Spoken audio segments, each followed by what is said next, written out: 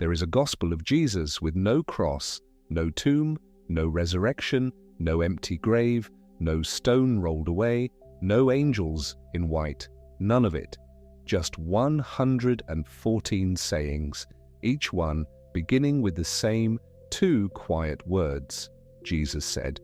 And the very first line of it, before any of those sayings begin, makes a claim that has unsettled scholars for the better part of a century. These are the secret sayings that the living Jesus spoke and which Didymos Judas Thomas recorded, the living Jesus, not the crucified one, not the risen one, the living one speaking in riddles, and his words written down by a man whose name, twice over, simply means twin. Didymos is Greek for twin.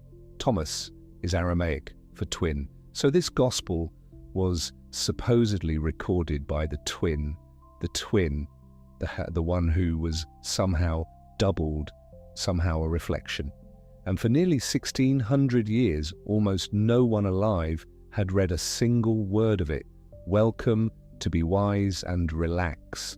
Tonight, we are going to slow all the way down together and spend some quiet hours with one of the strangest and most beautiful stories in the whole history of religion.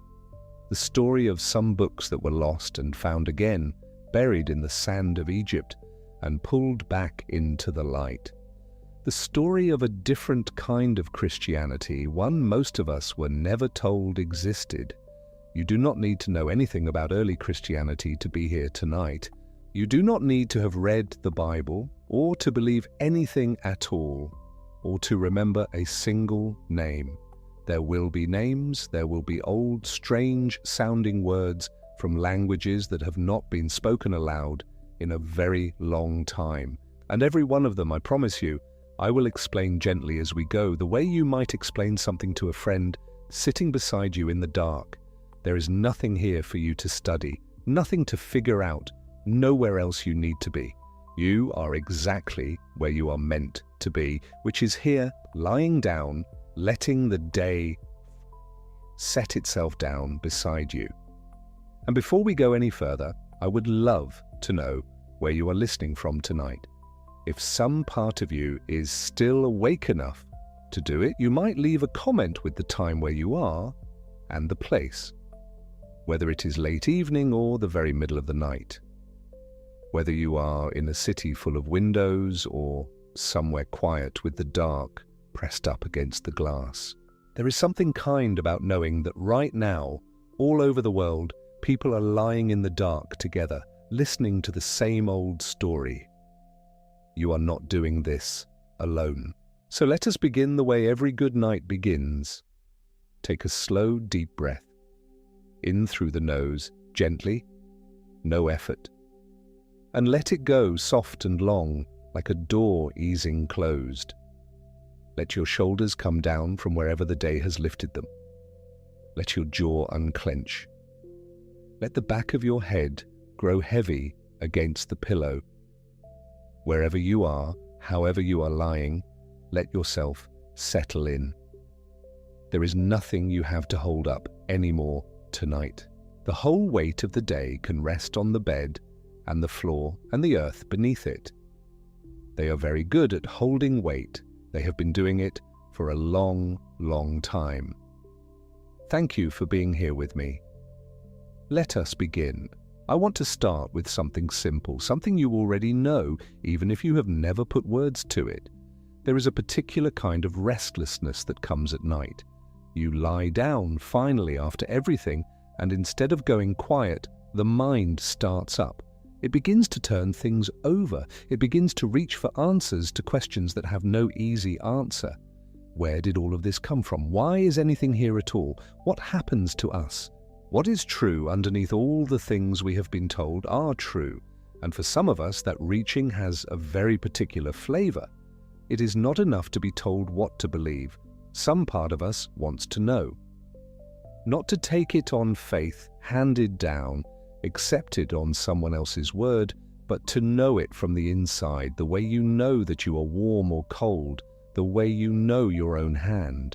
To have it be real to us, not because we were told, but because we touched it, If that restlessness lives in you, you are in very old company tonight. Because that hunger, the wish to know rather than only to believe, is exactly the hunger that beats at the heart of the story we are going to tell. There were people, a very long time ago, right at the very beginning of the Christian story, who felt that same pull, who were not content to be handed a set of beliefs and told to accept them, who believed that the most important thing a person could do was to come to know something directly for themselves. The Greek word for knowledge is gnosis, and because that knowing was the very center of everything for them, history would come to call them by it. The Gnostics, the ones who knew or who longed to, and the texts they left behind, the books that vanished and then came back, are sometimes called the Gnostic Gospels. The Gospels that were hidden. But here, right at the start, I want to set down a small, gentle correction because it will quietly change the shape of the whole story we are about to walk through. And I want to set it down softly because the popular version of this story is so dramatic and so satisfying that it is very easy to fall in love with it. The popular version goes like this. Once, there was a single secret Christianity, the true one, the real one, and the powerful church, frightened of the truth, hunted it down, burned its books, silenced its teachers, and buried the evidence. And then, by a miracle, 1600 years later, the buried truth came back to the light, ready to overturn everything. It is a wonderful story. It has heroes and villains and a buried treasure. It is the story most documentaries tell and most books and most late-night videos. And it is, in the most important ways, not quite what happened. Because here is the first surprising thing, and we will return to it again and again across the night, like coming back to a warm fire. There was never one Gnosticism. There was no single hidden church with one secret Bible. The texts that were found do not all agree with each other. They argue, they contradict, they imagine the universe in different competing ways. What was really happening in those first centuries was something far stranger and, I think, far more human than a single buried truth. Christianity was still deciding what it was. It had not yet hardened into the shape we know. It was young and wild and full of voices, all of them claiming to know the real meaning of what Jesus had said and done. It was less like a single river and more like a delta, water finding 100 channels through the sand before most of them silted up and only a few were left. And the second surprising thing is even gentler and even more moving once you sit with it. The books were almost certainly not buried by an enemy to hide the truth. They were most likely buried by friends to save it. Buried with care, sealed in a jar, tucked into the earth, not so that no one would ever find them, but so that they would survive a time when having such books in your possession had become dangerous. They were hidden the way you might hide something precious during a storm, not to lose it, to keep it. And that small change, from hidden by enemies to saved by friends, turns the whole story from a tale of suppression into something much tenderer. A story of people who loved certain words so much that they could not bear to let them be destroyed, even when keeping them put them at risk. So they gave them to the ground and trusted the ground to hold them, and the ground did. For 1600 years it held them, and then it gave them back. But I am getting ahead of myself. That is the thing about a good story. You want to tell the ending before you have told the beginning. Let us slow down. Let us go back to the very moment the ground gave them back. Let us go to a particular day, in a particular place, and stand there a while. It is December in the year 1945. The Second World War has only just ended a few months before, and the whole world is exhausted and rearranging itself. But none of that is on the mind of the man we are about to meet, because he lives far from all of it. In Upper Egypt, in the south of the country, where the Nile runs through a long valley between desert cliffs. The town nearby is called Nag Hammadi, and that name, Nag Hammadi, is the name history will eventually give to everything that is about to happen. But on this day, it is just the name of a town, and no one knows yet that it is about to become famous. There is a line of cliffs there, rising up from the valley floor, called the Jabal al-Tarif. Reddish stone, baked by an enormous amount of sun, honeycombed in places with old caves and ancient tombs, and at the base of these cliffs on this particular day, a farmer is digging. His name is Muhammad Ali al-Saman.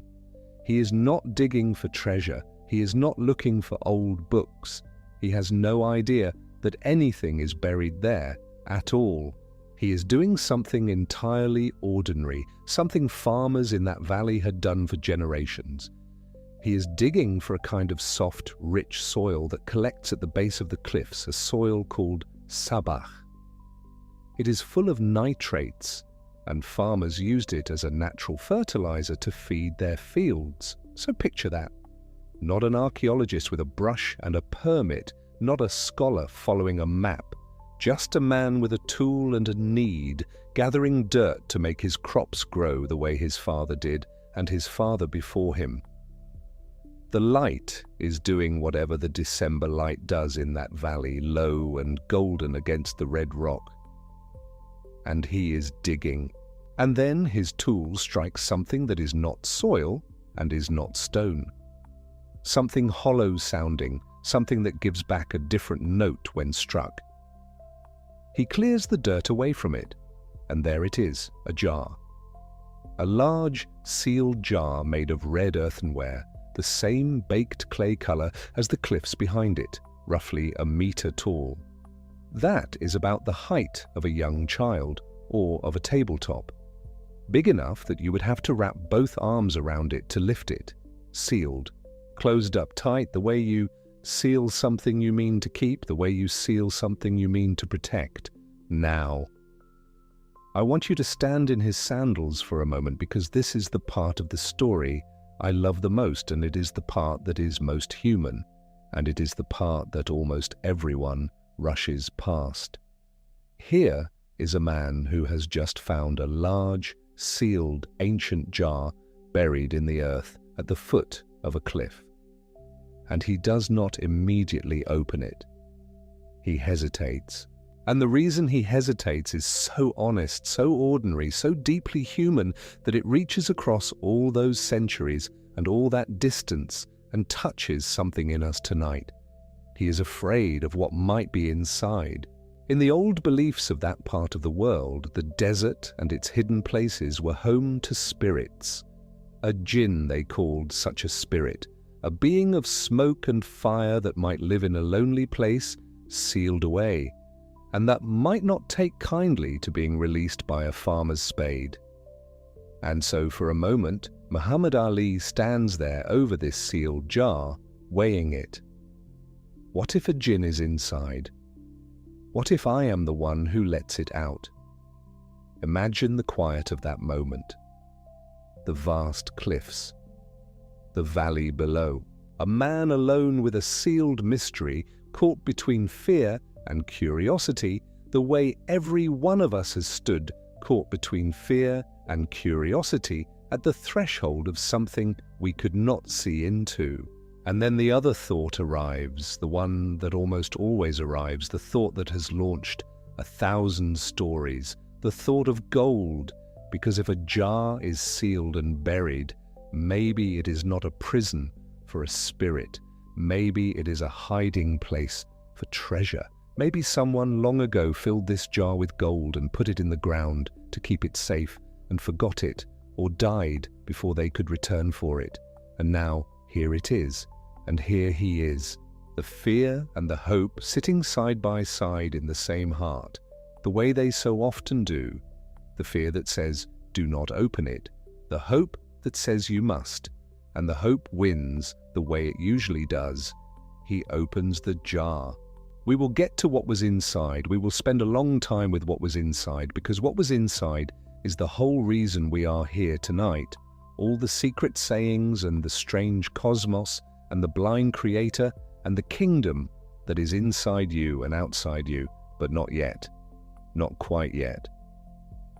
Right now, I just want to leave him there, at that threshold, the jar open, his hands about to reach in, the December light going long and gold across the red rock of the Jabal al-Tarif. A farmer who went out for fertilizer and found instead a doorway into a lost world. He did not know what he had. He could not have known. The books inside were written in a language he could not read, in a script he had never seen, full of names of gods and beings he had never heard of. To him they were just old papers in a jar where he had hoped for gold. There is something almost unbearably tender about that. The most important religious discovery of the entire 20th century, and the man who made it was, for a moment, disappointed. He wanted gold. He got the soul of a lost Christianity instead. And he did not yet know that what he held was worth more than any gold could ever be. That is so often how the most precious things come to us, is it not? Not announced, not gleaming, not the way we expected or hoped. We are out looking for one thing, an ordinary thing, soil for the field, gold in a jar, and what we actually find is something we did not have the eyes for yet. Something we will only understand much later, looking back, when we finally know what it was we were holding. And in the meantime, it can even feel like a disappointment, not gold after all. Just some old papers, just some words. We so rarely recognize the most important moments of our lives while we are standing inside them. But before we open that jar all the way, before we lift out those 13 fragile books and begin to read what no one had read in 16 centuries, let us pause here for a moment. We have come to the edge of the discovery. We have stood at the cliff with the farmer. There is no hurry to go further tonight. The jar has waited 1600 years. It can wait a few more breaths. So let us pause here. Take a slow, deep breath in. Let it fill you gently, all the way down, no effort at all. And let it go, slowly, completely, like sand running soft through your fingers. Notice just for a moment how your body has begun to soften since we started.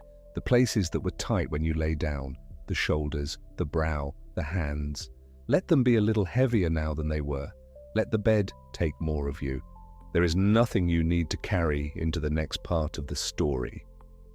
You can set down the farmer, and the jar, and the cliff, and the fear of the jinn, and you can simply rest in the dark, knowing that the story is here, and it is patient, and it is not going anywhere, and neither are you. And when you are ready, in your own time, with no rush at all, we will open the jar together and see what the ground gave back. So, let us begin to open it. When the farmer finally broke the seal on that red earthenware jar, a meter tall standing there in the shadow of the Jabal al-Tarif, what he lifted out was not treasure in any way he would have understood. No coins, no gold, just 13 books, bound in soft leather covers gone dark and brittle with age, their pages made of papyrus, that ancient paper pressed from reeds, 13 leather-bound codices. And that word, codex, matters more than it sounds, so let us sit with it gently for a moment, because it is part of the quiet wonder of this find. For most of the ancient world, a book was a scroll, a long roll of papyrus you unwound with one hand and wound up with the other, reading your way across it. But these 13 books were not scrolls, they were codices. Pages stacked and folded and bound along one edge, the way the book on your shelf is bound, the way nearly every book you have ever held is bound. We take that shape so completely for granted that we never think of it as an invention. But it was. And these books in the jar are among the very earliest examples of it anywhere. The shape of the book itself, the thing you can open to a page and close again and open once more, was still young when these were made. So the people who buried this jar were not only saving old words, they were, without knowing it, saving them in the newest form there was, old wisdom, in a new vessel. There is something tender in that if you let it land. The most ancient thing, carried inside the most modern thing, which is, when you think of it, exactly what the listener is tonight too. An old soul in a body that feels, most days, brand new and unfinished and not quite figured out. Inside those 13 covers were 52 texts, with the duplicates set aside around 45 distinct works. 45! Think of that for just a moment here in the dark, with no need to count them. 45 separate writings, gospels and prayers and visions and arguments, almost none of which the world had laid eyes on for 1600 years. Letters from a conversation that the centuries had silenced. And not silenced gently either, but silenced thoroughly, so completely that whole communities of people who once cherished these words, who read them aloud to one another by lamplight, much as we are gathered here tonight, had vanished from memory, leaving only their books behind, sealed in clay, waiting under the sand for a farmer's mattock to find them. The words themselves were written in Coptic. That is simply the name for the last great stage of the ancient Egyptian language, the tongue the people of Egypt were speaking by the early centuries of the Common Era. They wrote it down using the letters of the Greek alphabet, with a handful of extra signs added in for the sounds Greek could not quite make. You do not need to remember any of that. Let it wash over you like water. The only piece worth holding loosely is this. These Coptic books were translations. Behind them, older still, stood lost originals in Greek, the great common language of that whole Eastern world. So the words in the jar had already traveled a long road before they were buried, from Greek into Coptic, from one community to another, from scroll perhaps into codex. They had been copied by hand and translated and copied again, the way a candle is passed from one wick to the next, each flame the same flame, and a new one both at once. By the time a scribe set the last of them down in that loose, patient Coptic hand, sometime around the middle of the 4th century, perhaps as late as the year 400, these were already old words, lovingly kept alive by people who clearly did not want them to die. We know roughly when the books were made, and the way we know it is its own small marvel, the kind of detail that makes the whole distant world feel suddenly close enough to touch. To stiffen the leather covers, the bookbinders had pasted together scraps of waste papyrus, the way you might pack a fragile thing with crumpled paper. Old documents, no longer needed, receipts, letters, bits of business, and some of those scraps carried dates. So the very rubbish the binders threw away to strengthen the spines became, 16 centuries later, the clue that tells us when the books were bound. The garbage of one age became the clock of another. There is a whole quiet teaching in that if you want it, for another night. The thing we discard, the thing we think is worthless, holding the answer all along. Now, here is where the story takes its turn, and it is the turn we came for tonight. So let us approach it slowly and with care, because it is not the turn most people are told to expect. When most of us hear of ancient gospels found buried in the desert, a certain story rises up almost on its own. We imagine secrecy, we imagine danger, we imagine someone hiding the truth, an enemy of the truth, burying these books deep so that no one would ever read them, so that the truth they held would be lost forever. We imagine a conspiracy. The church burned them, we are told. The church buried the truth in the sand. It is a powerful story. It has a villain and a victim and a hidden treasure, and it is told again and again in book after book, in video after video, until it feels like simple fact. But it is most likely the wrong story. And the truer one is stranger and quieter, and in its own way, far more moving. Look closely at the place where the jar was found. Just there, beneath those same Jabal al-Tarif cliffs, in those very years, stood one of the oldest Christian monasteries in the world. The Pachomian monastery, named for the man who helped invent that whole way of living, monks gathered together in shared devotion, a thing so new in those days it barely had a name. These were not enemies of these books. These were, in all likelihood, the very people who loved them, the people who read them, copied them, kept them. So why would the people who loved these books put them in the ground? Because in the year 367, a letter went out. It came from Athanasius, the powerful bishop of Alexandria, the great city to the north. Every year the bishop would send out what was called a festal letter to announce the date of Easter and to offer guidance to the faithful. But the letter of that particular year did something that had never quite been done before in writing. It named the books.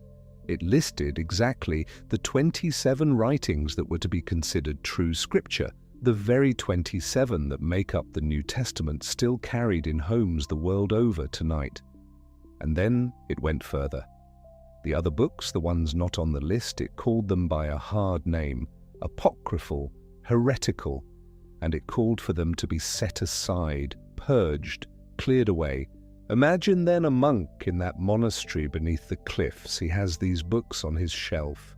He has read them all his life. To him they are not heresy. They are precious. They are voices he loves. And now word has come down the river from Alexandria that they must be destroyed. What does a person do when something he holds sacred is ordered out of existence? What do any of us do when we are told to throw away the thing we cannot bear to lose? He does not burn it. He saves it. That, the best evidence suggests, is what happened here. The books were not hidden by an enemy to keep them from the world. They were hidden by a friend to keep them safe from the fire. Buried with care, sealed in a sturdy jar, tucked into the earth at the foot of the cliffs, the way you might bury something you love and fully intend to dig up again when the danger has passed. Except the danger did not pass in their lifetime. And so the books waited, not as a secret meant to deceive, but as a treasure meant to be reclaimed by someone someday. They simply had to wait 1600 years for that someone to come digging for fertilizer. Feel the difference between those two stories here in the dark. The first is about fear and concealment, a truth locked away by people who hated it. The second is about love and rescue, a treasure tucked away by people who could not bear to let it go. The first leaves you suspicious, the second leaves you tender, and the gentler story here is also very likely the truer one.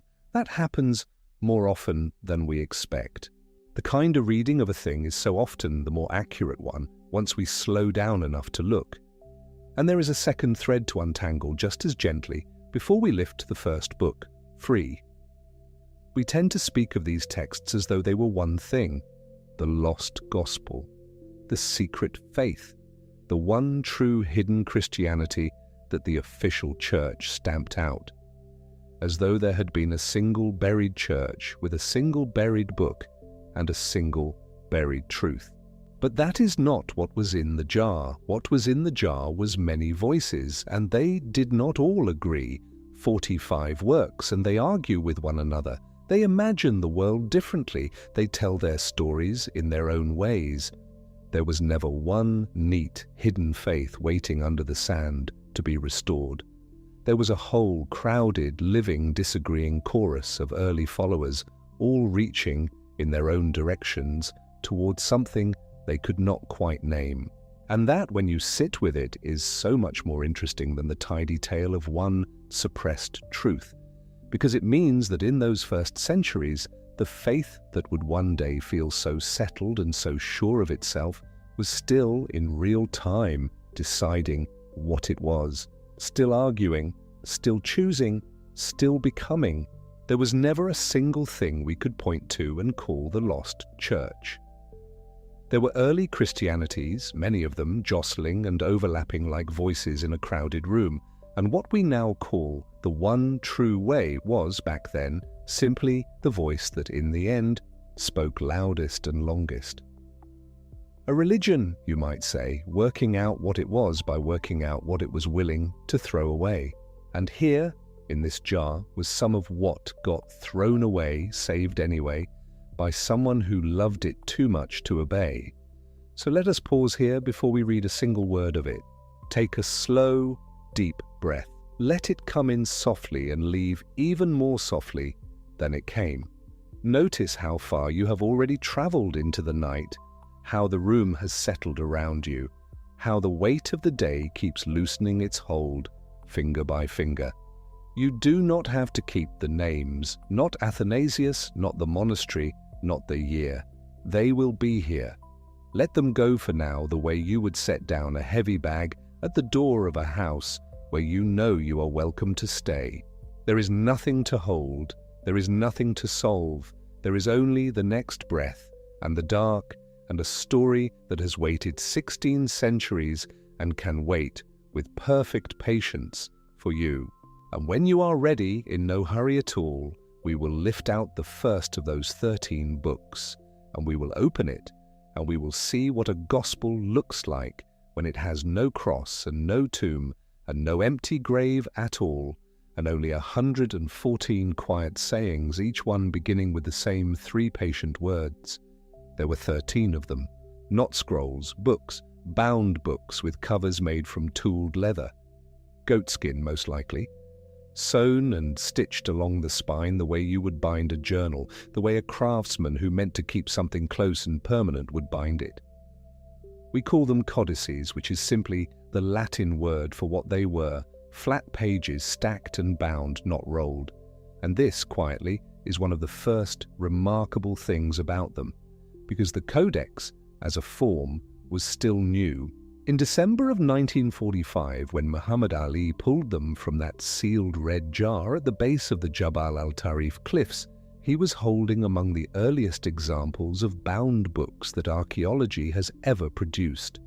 The ancient world wrote on scrolls.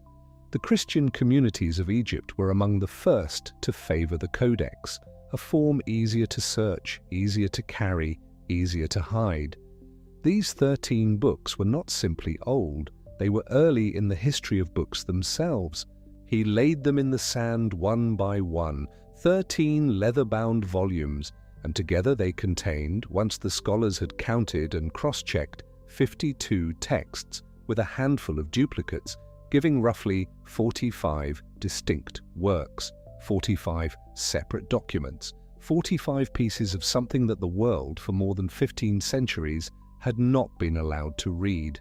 The pages inside each cover were made of papyrus, the same reed-based material the Egyptians had used for writing since before the pyramids were raised. The texts on those pages were written in Coptic, which is the last flowering of the ancient Egyptian language, rendered no longer in the old pictographic script, but in an alphabet built from Greek letters with a few additional signs borrowed from an older stage of the Egyptian writing system called Demotic. By the time these pages were written, Coptic was the living tongue of Christian Egypt, the language that monks and farmers and bishops spoke and prayed in, the language you would use if you wanted the people in the villages along the Nile to understand what you were saying. But Coptic was not the language these words were first spoken in. The scholars who studied these pages and they would spend decades on this work, concluded that the Coptic texts were translations. Behind them were Greek originals, now lost. And behind the Greek, in some cases, earlier Aramaic or Hebrew tradition. These books were already old when the hand that copied them into Coptic moved across the page. The Coptic copies themselves, the physical pages Muhammad Ali held that morning, date to roughly the middle of the 4th century, around 350 to 400 years after the birth of Christ. The scholars worked this out not from the writing itself, but from something practical and almost beautiful. The leather bindings of the codices had been stiffened, the way a bookbinder will stiffen a cover, using layers of scrap material pressed together. Old receipts, letters, documents that had already served their purpose. This scrap material is called cartonnage, and some of that cartonnage, those layers of pressed papyrus inside the covers, contained documents that could be dated to the mid-4th century, which means the books, the physical objects themselves, were made roughly around that time. Think of it this way: a book is printed today. Inside its cover, as padding, the binder has pressed old newspaper pages from last month, last year. Those newspaper dates tell you when, at the very earliest, the book could have been made. That is how the cartonnage works. The recycled scraps set a floor. The books could not have been made before the dates on those scraps. And the dates said 4th century. The reign of Christian emperors. The era of councils and creeds.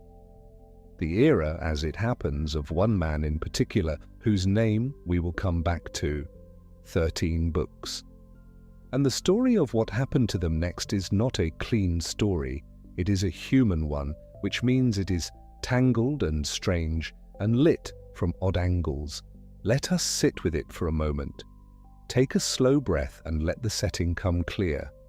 The cliffs behind, the desert flat and pale, the Nile out of sight but never truly far in Upper Egypt, everything quiet except the scrape of the mattock and the loose tumble of earth. Muhammad Ali and his brothers had come to dig for sabach, nitrate-rich soil from the base of the cliff, good for fertilizing fields. This was ordinary agricultural labor, the kind of early morning work that does not expect to find anything except more dirt. And then the jar. And then, once the jar was opened and the fear of the jinn had passed. A jinn is a spirit in Arabic tradition, the kind that might be sealed in a vessel, the kind you would be foolish to release carelessly. Once the fear passed, and the hope of gold gave way to the reality of leather and papyrus, the question became, what do you do with books when you cannot read them, and your life is already complicated by things more urgent than ancient manuscripts? The complication was this. Not long before the discovery of, but the accounts are not perfectly precise about the timing, Muhammad Ali's father had been killed, shot, some accounts say, in a dispute over land or water rights, the kind of feud that ran deep and long in rural Upper Egypt, the kind that did not end at the graveside but continued in blood. And Muhammad Ali and his brothers were, at the time they cracked open that jar, in the middle of avenging that killing. Shortly after the discovery, they found the man they held responsible and killed him in turn. And not only killed him. Accounts say they hacked the body apart, and that they ate his heart. A ritual of vengeance, ancient and terrible, meant to complete the act, to consume the enemy's courage and close the account. Whether you believe every detail of this or hold some of it as the elaboration of storytelling over the years, the emotional truth of it stands. These were not men living quietly in a world of libraries and scholarship. These were men in the grip of grief and fury and a vendetta that required their full attention. And they were suddenly in possession of 13 leather-bound books that they did not know how to read. Muhammad Ali's mother, the accounts tell us, used some of the papyrus leaves as kindling. She fed them to the bread oven. We do not know how many pages were lost that way. Scholars have noted that some gaps in the texts might be accounted for partly by this. A few pages, perhaps more than a few, pressed into the clay under the iron pot or laid against the coals and gone, turned into heat and ash and the smell of old papyrus burning, which is a very particular smell, something between tobacco and dry autumn leaves and time itself being consumed. And then, because the brothers feared a police search of their home, there was, after all, a murder to conceal, a vendetta in progress, the kind of attention they did not need, Muhammad Ali gave the remaining codices to someone he trusted, a local Coptic priest, a man of the church. And so in a detail the historians find quietly remarkable. Books that had been buried beside a Christian monastery for 16 centuries, books that the church had condemned, were now in the hands of a Coptic Christian priest who did what people in his position often do with objects of uncertain provenance and possible danger. He passed them on.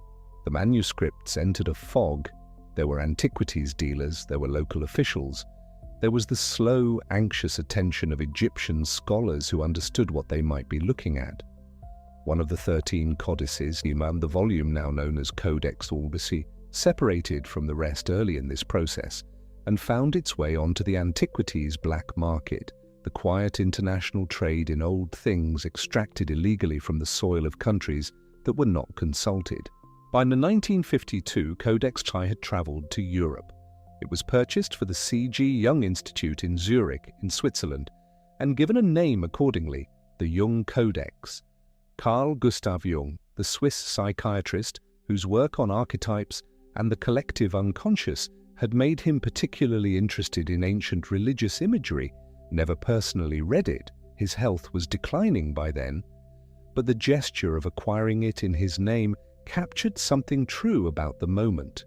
These texts were arriving not only into the hands of biblical scholars, but into a wider world that was hungry for exactly what they seemed to promise: an older, stranger, more interior version of the spiritual life, a Christianity of the inside, a faith that asked not what you believed, but what you knew. The bulk of the library, the remaining 12 codices, made their way through a slower and more contested process to the Coptic Museum in Cairo. That is where they are now, and where they have remained, protected, catalogued, and gradually, over the decades that followed, translated and published and opened to the world. The first complete English translation of the Nag Hammadi library was published in 1977, edited by James M. Robinson. For the first time, a general reader could pick up a book and read what was written inside those leather covers. And in 1979, a scholar at Princeton named Elaine Pagels published a book called The Gnostic Gospels, which won the National Book Award and brought these texts out of the library and into the living room, into the conversation, into the questions that ordinary people carry about faith and history and the institution that shaped the Christian world. Pagels was not simply reporting. She was arguing. She was saying, look at what was here. Look at what was not allowed to survive. And look at how differently the story reads once you have heard the other side. But before we read a word of what the texts say, we need to ask the question that the full arc of this story requires us to ask. Why were they buried? Who put them there? And what were they thinking? Here is where the popular story goes wrong, and where the truth is simultaneously more boring and more moving.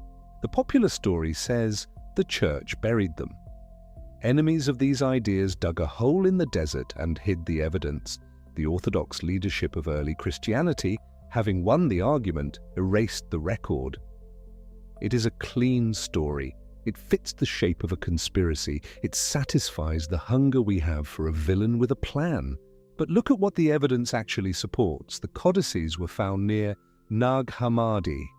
And near Nag Hammadi, at the time they were buried, there existed one of the most significant monastic communities in the history of Christianity. The Pachomian Monastery, one of the earliest Christian monasteries ever established, a community of monks who lived together, worked together, prayed together, and maintained a library. The Pachomians were not secret sectarians on the margins. They were serious Christian monks doing the work of organized religious life. And it is the leading scholarly hypothesis, though not proven beyond doubt, that it was these monks, or someone very close to them, who placed the codices in the jar and sealed it and buried it in the sand at the base of the cliff. And the reason they buried it was not to destroy it, the reason was to save it. In the year 367 CE, a man named Athanasius, who was the Bishop of Alexandria and one of the most powerful figures in 4th century Christianity, wrote what is known as his festal letter.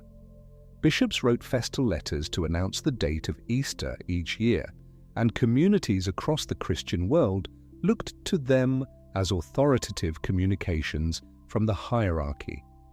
But the Easter letter of 367 carried something extra, something that would change the shape of Christian reading for the rest of time.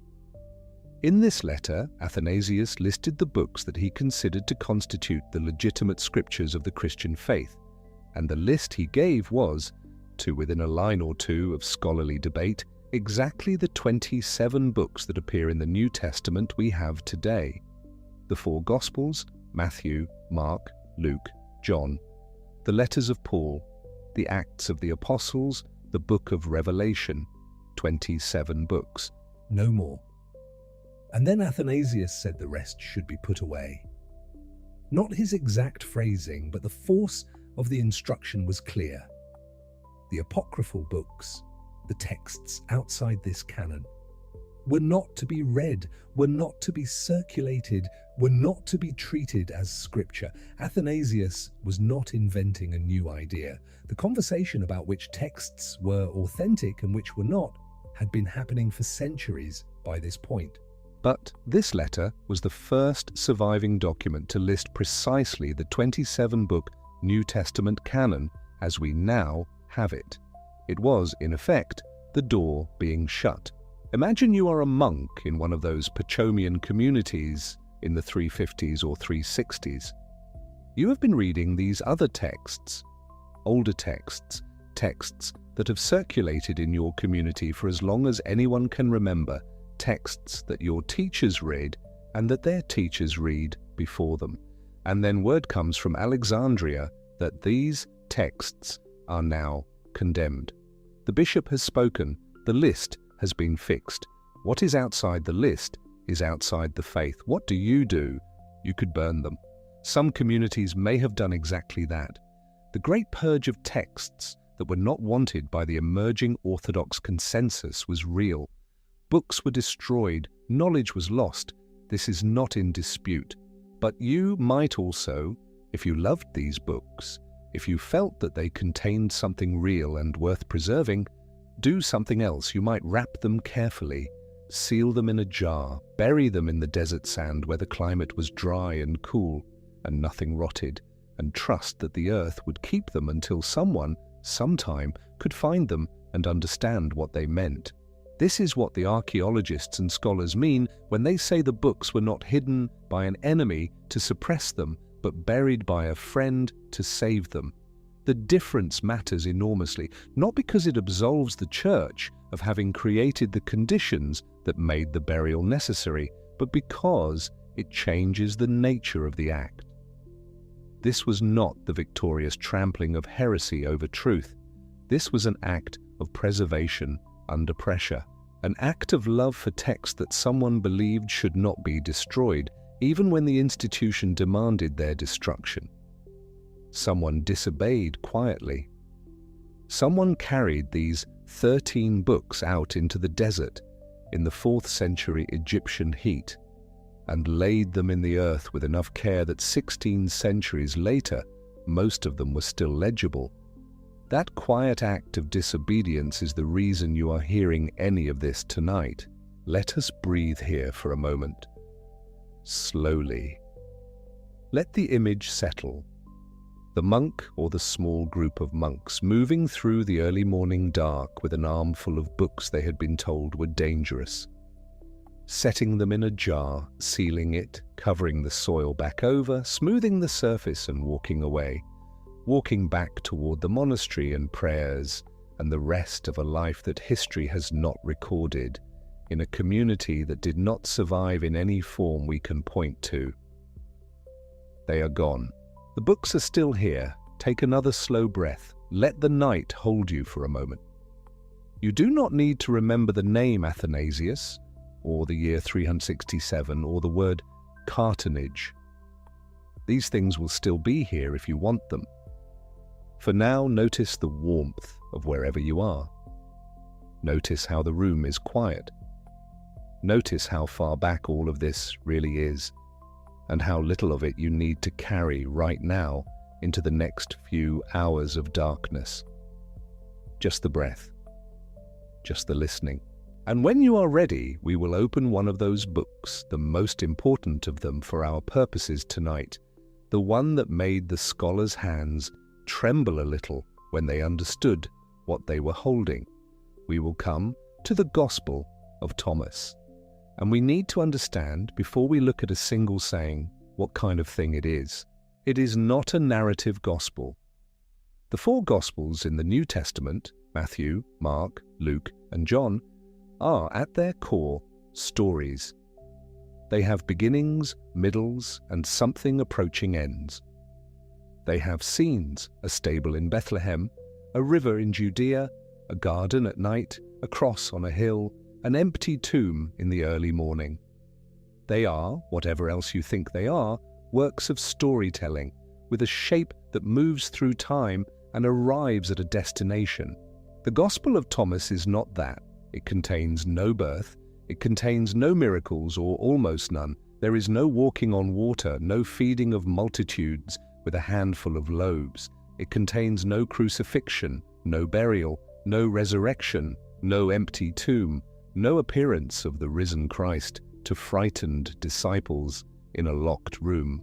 What it contains is sayings, 114 of them, presented one after another, each one introduced by the same brief phrase, Jesus said, or sometimes Jesus said to his disciples, or Jesus said to them. That is the entire structure.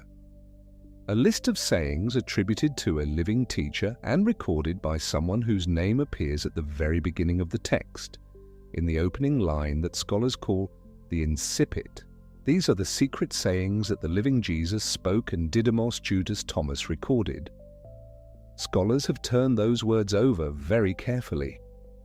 The living Jesus, not the risen Christ, not the returning Lord, but the living one. A teacher, speaking, present and alive, not defined by death and what came after. And the name of the recorder, Didymus Judas Thomas. Didymus is Greek. Thomas is Aramaic. Both words mean the same thing. Twin. The twin of Jesus, some traditions would say, in a more metaphorical than literal sense. The disciple who understood deeply enough to be a spiritual double, a reflection of the teacher's inner meaning. Whether the historical Thomas, the apostle who doubted and then believed, stands behind this text or not is a question scholars have argued without resolution. What the name signals is a claim to intimate knowledge, not second-hand faith, not institutional transmission, direct access. The words spoken into the ear of someone who was, in this tradition, almost a twin. The collection was not entirely unknown before 1945. This is one of the details that makes the whole story slightly less clean than the buried discovery narrative suggests. At the end of the 19th century and the beginning of the 20th, Egyptian excavations near a site called Oxyrhynchus, a town in the Nile Delta, turned up a remarkable collection of Greek papyrus fragments, now known as the Oxyrhynchus papyri. Thousands of fragments spanning centuries, including early Christian documents. Among them, found roughly between 1897 and 1904, were fragments of sayings attributed to Jesus in Greek, sayings that did not match anything in the four canonical Gospels.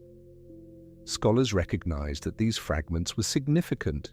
They could not identify exactly what text they came from, could not place them in any known tradition. The fragments were published and debated and left, in a sense, orphaned. When the Coptic full text of the Gospel of Thomas was found at Nag Hammadi in 1945 and eventually translated and studied, scholars recognized them. The Greek Oxyrhynchus fragments were pieces of the Gospel of Thomas, earlier copies. They had been sitting in academic publications for nearly half a century, waiting to be identified. This is the kind of irony that history loves. The text was not entirely absent. It had left traces, but without the context, without the full document, those traces could not be read for what they were. Now, how old is this gospel? This is a question the scholars have not settled, and perhaps cannot settle with the evidence available. The physical Coptic pages from Nag Hammadi date to the 4th century, but they are translations of Greek originals, and the Greek originals were composed at some earlier point that no one can pin down precisely. There is a camp of scholars associated with a group sometimes called the Jesus Seminar, who have argued that a core of the sayings in Thomas may go back very early, perhaps to 50 or 60 years after the birth of Christ, perhaps even earlier, perhaps to a stream of tradition as early as or earlier than some of the material in what scholars call the Q source. Q is a hypothetical document. It does not survive, no physical copy of it has ever been found.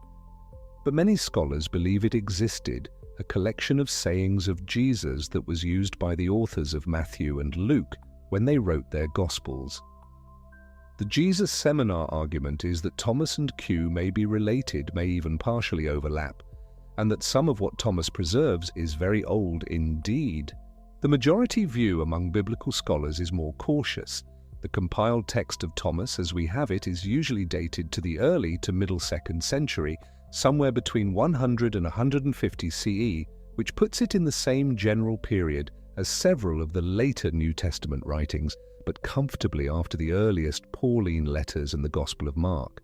On this reading, Thomas is not the earliest surviving document about Jesus, but it is still early by the standards of history, and it preserves material that scholars generally agree reflects a genuine, independent stream of early Christian tradition.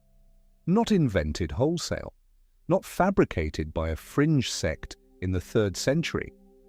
A real document from real communities drawing on real memory, however filtered and shaped by the concerns of those communities. What is not in dispute is this. Some of the sayings in Thomas have close parallels in the canonical Gospels. The parable of the mustard seed is in Thomas, the tiny seed that produces a great plant. The parable of the sower and the seed is in Thomas. And the instruction to render to Caesar what is Caesar's and to God what is God's appears in Thomas, essentially as you would recognize it from Luke or Mark or Matthew. These are sayings that scholars believe draw on an early, shared pool of Jesus tradition, perhaps even the same oral tradition that fed the canonical Gospels. Thomas and the 4 Gospels, in other words, are in some ways drinking from the same well. And yet Thomas is radically different from any of them, because what Thomas preserves, or what Thomas builds on top of that shared foundation, points somewhere else entirely, toward a view of Jesus and of salvation that requires no cross, no sacrifice, no mediation through a church or a sacrament or a bishop or a canon. It requires only one thing, and we will come to that thing very soon. For now, notice where you are. Notice the softness of the light or the darkness, whichever is in the room with you. Notice whether your breath has slowed even slightly from where it was when we began tonight. These texts have a way of doing something to the people who encounter them, even at a remove of 16 centuries, even in translation, even heard half asleep in the middle of the night. They have a quality of interiority, of address. They speak directly without ceremony. They do not require you to believe anything about who is speaking or why. They simply say, here is what was said. Listen if you want to. Take it or leave it. The kingdom, as you will hear, is not somewhere else. It is already where you are. Rest here for a moment. Breathe slowly. Let the story settle. Story. Take a slow, deep breath. Let it fill you gently and release even more gently. Notice what has softened in you since we began. Some held thing in the shoulders perhaps, or behind the eyes, or in the place in the chest where the day's concerns tend to collect. Nothing needs your attention right now. The world outside this moment has not stopped existing, But it does not need you in this hour. You are allowed to be exactly here, exactly this still.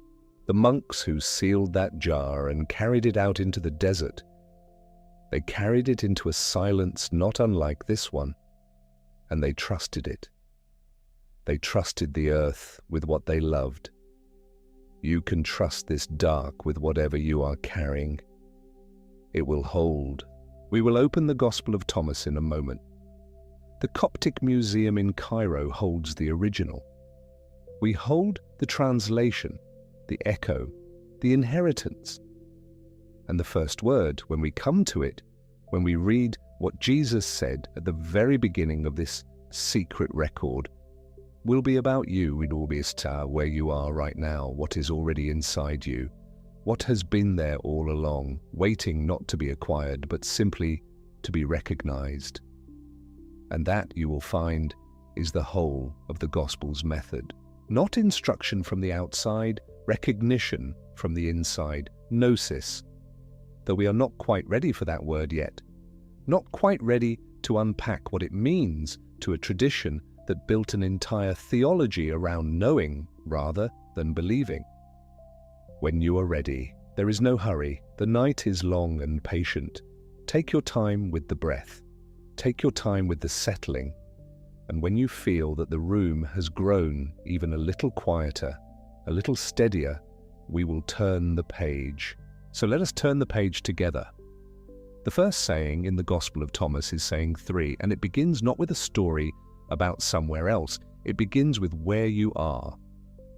Jesus says in the translation that emerged from those Coptic pages that if your teachers tell you the kingdom is in the sky, then the birds of the sky will arrive before you do. If they tell you it is in the sea, then the fish will get there first. And then the saying turns quietly and completely, and it faces you. The kingdom, he says, is inside you and outside you. Sit with that for a moment. Not as a doctrine, not as theology, just as a sentence spoken in the dark. Inside you and outside you. Not above you, not after you die, not waiting at the end of a long life of correct behavior. Here, present.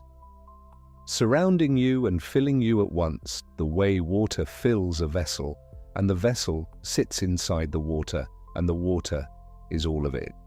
Vessel and content and the space between. And then the saying continues. When you come to know yourselves, it says, then you will be known, and you will understand that you are children of the living Father. There is a detail worth pausing on. Children of the living Father, not the Creator Father, not the Lawgiver Father, the living Father. That word, living, is doing enormous work in the Gospel of Thomas. It appears in the very first line. These are the secret sayings that the living Jesus spoke. Not the crucified Jesus, not the risen from the dead Jesus, the living one. The one who is present in the saying itself, in the act of recognizing what you already are. For the person who wrote this gospel, or assembled it, or carried it down through whatever communities passed it hand to hand, resurrection was not primarily a future event or a historical one. It was a present state of recognition. You recognize the living thing, and the living thing recognizes you, and that mutual recognition is itself the kingdom.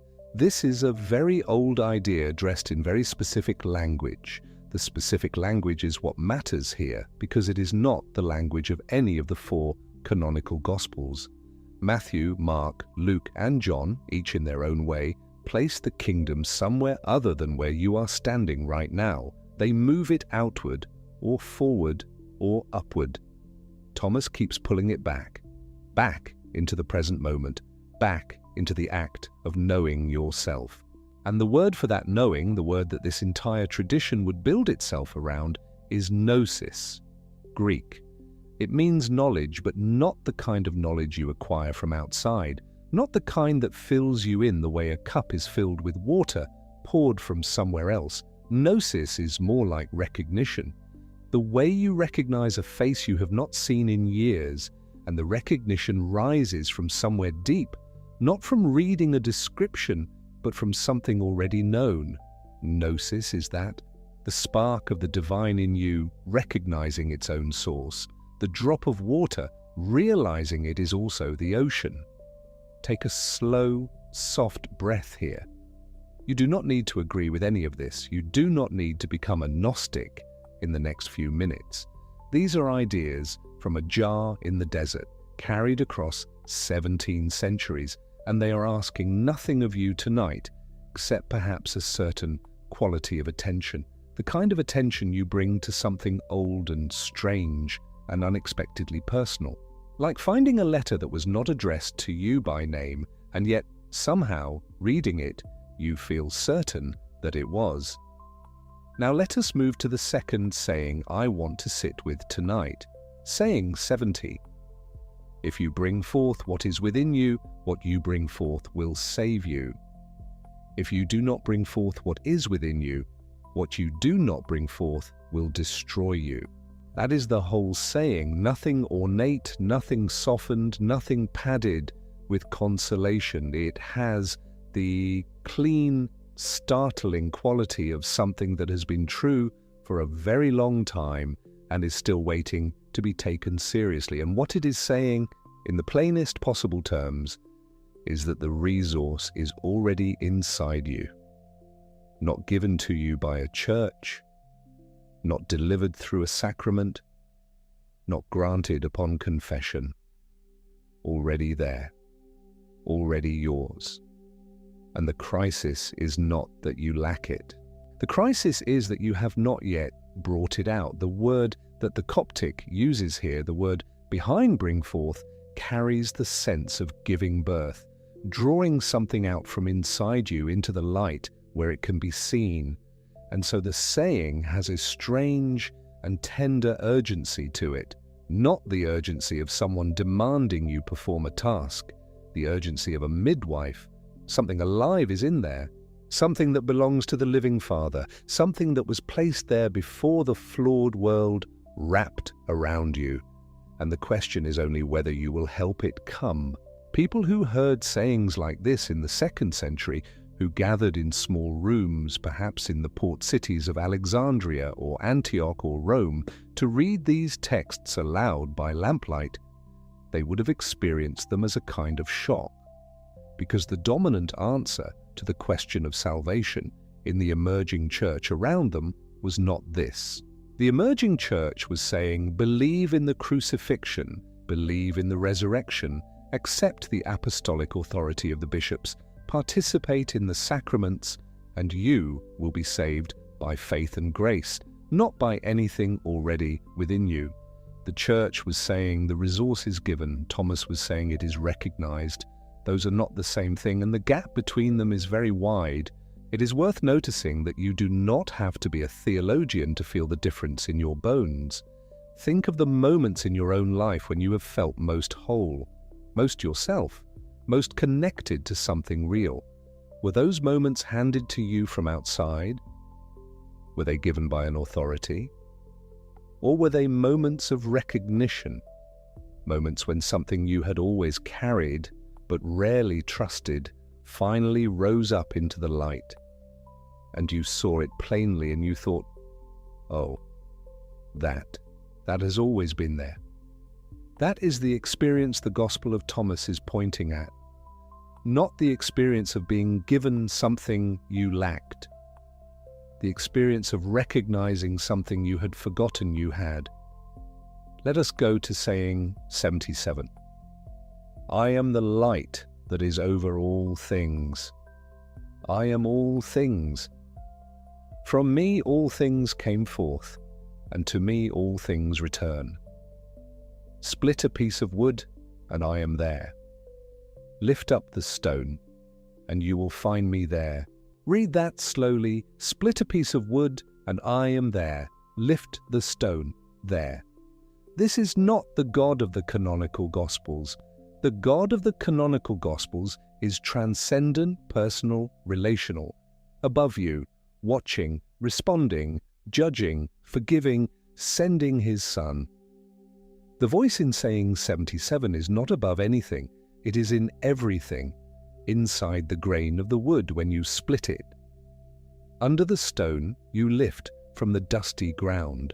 In the light that falls through every window, over all things, woven into all things, returning from all things.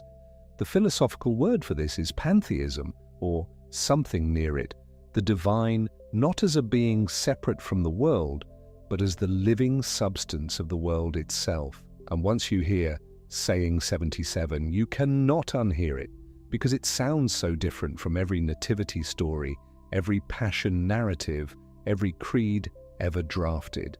It sounds, if you let it, like something a person actually said, something said quietly, perhaps in a garden, perhaps to a small group of people who were paying close attention, something that was then written down and copied and carried across centuries in a leather book buried in an earthenware jar in the sand of Egypt.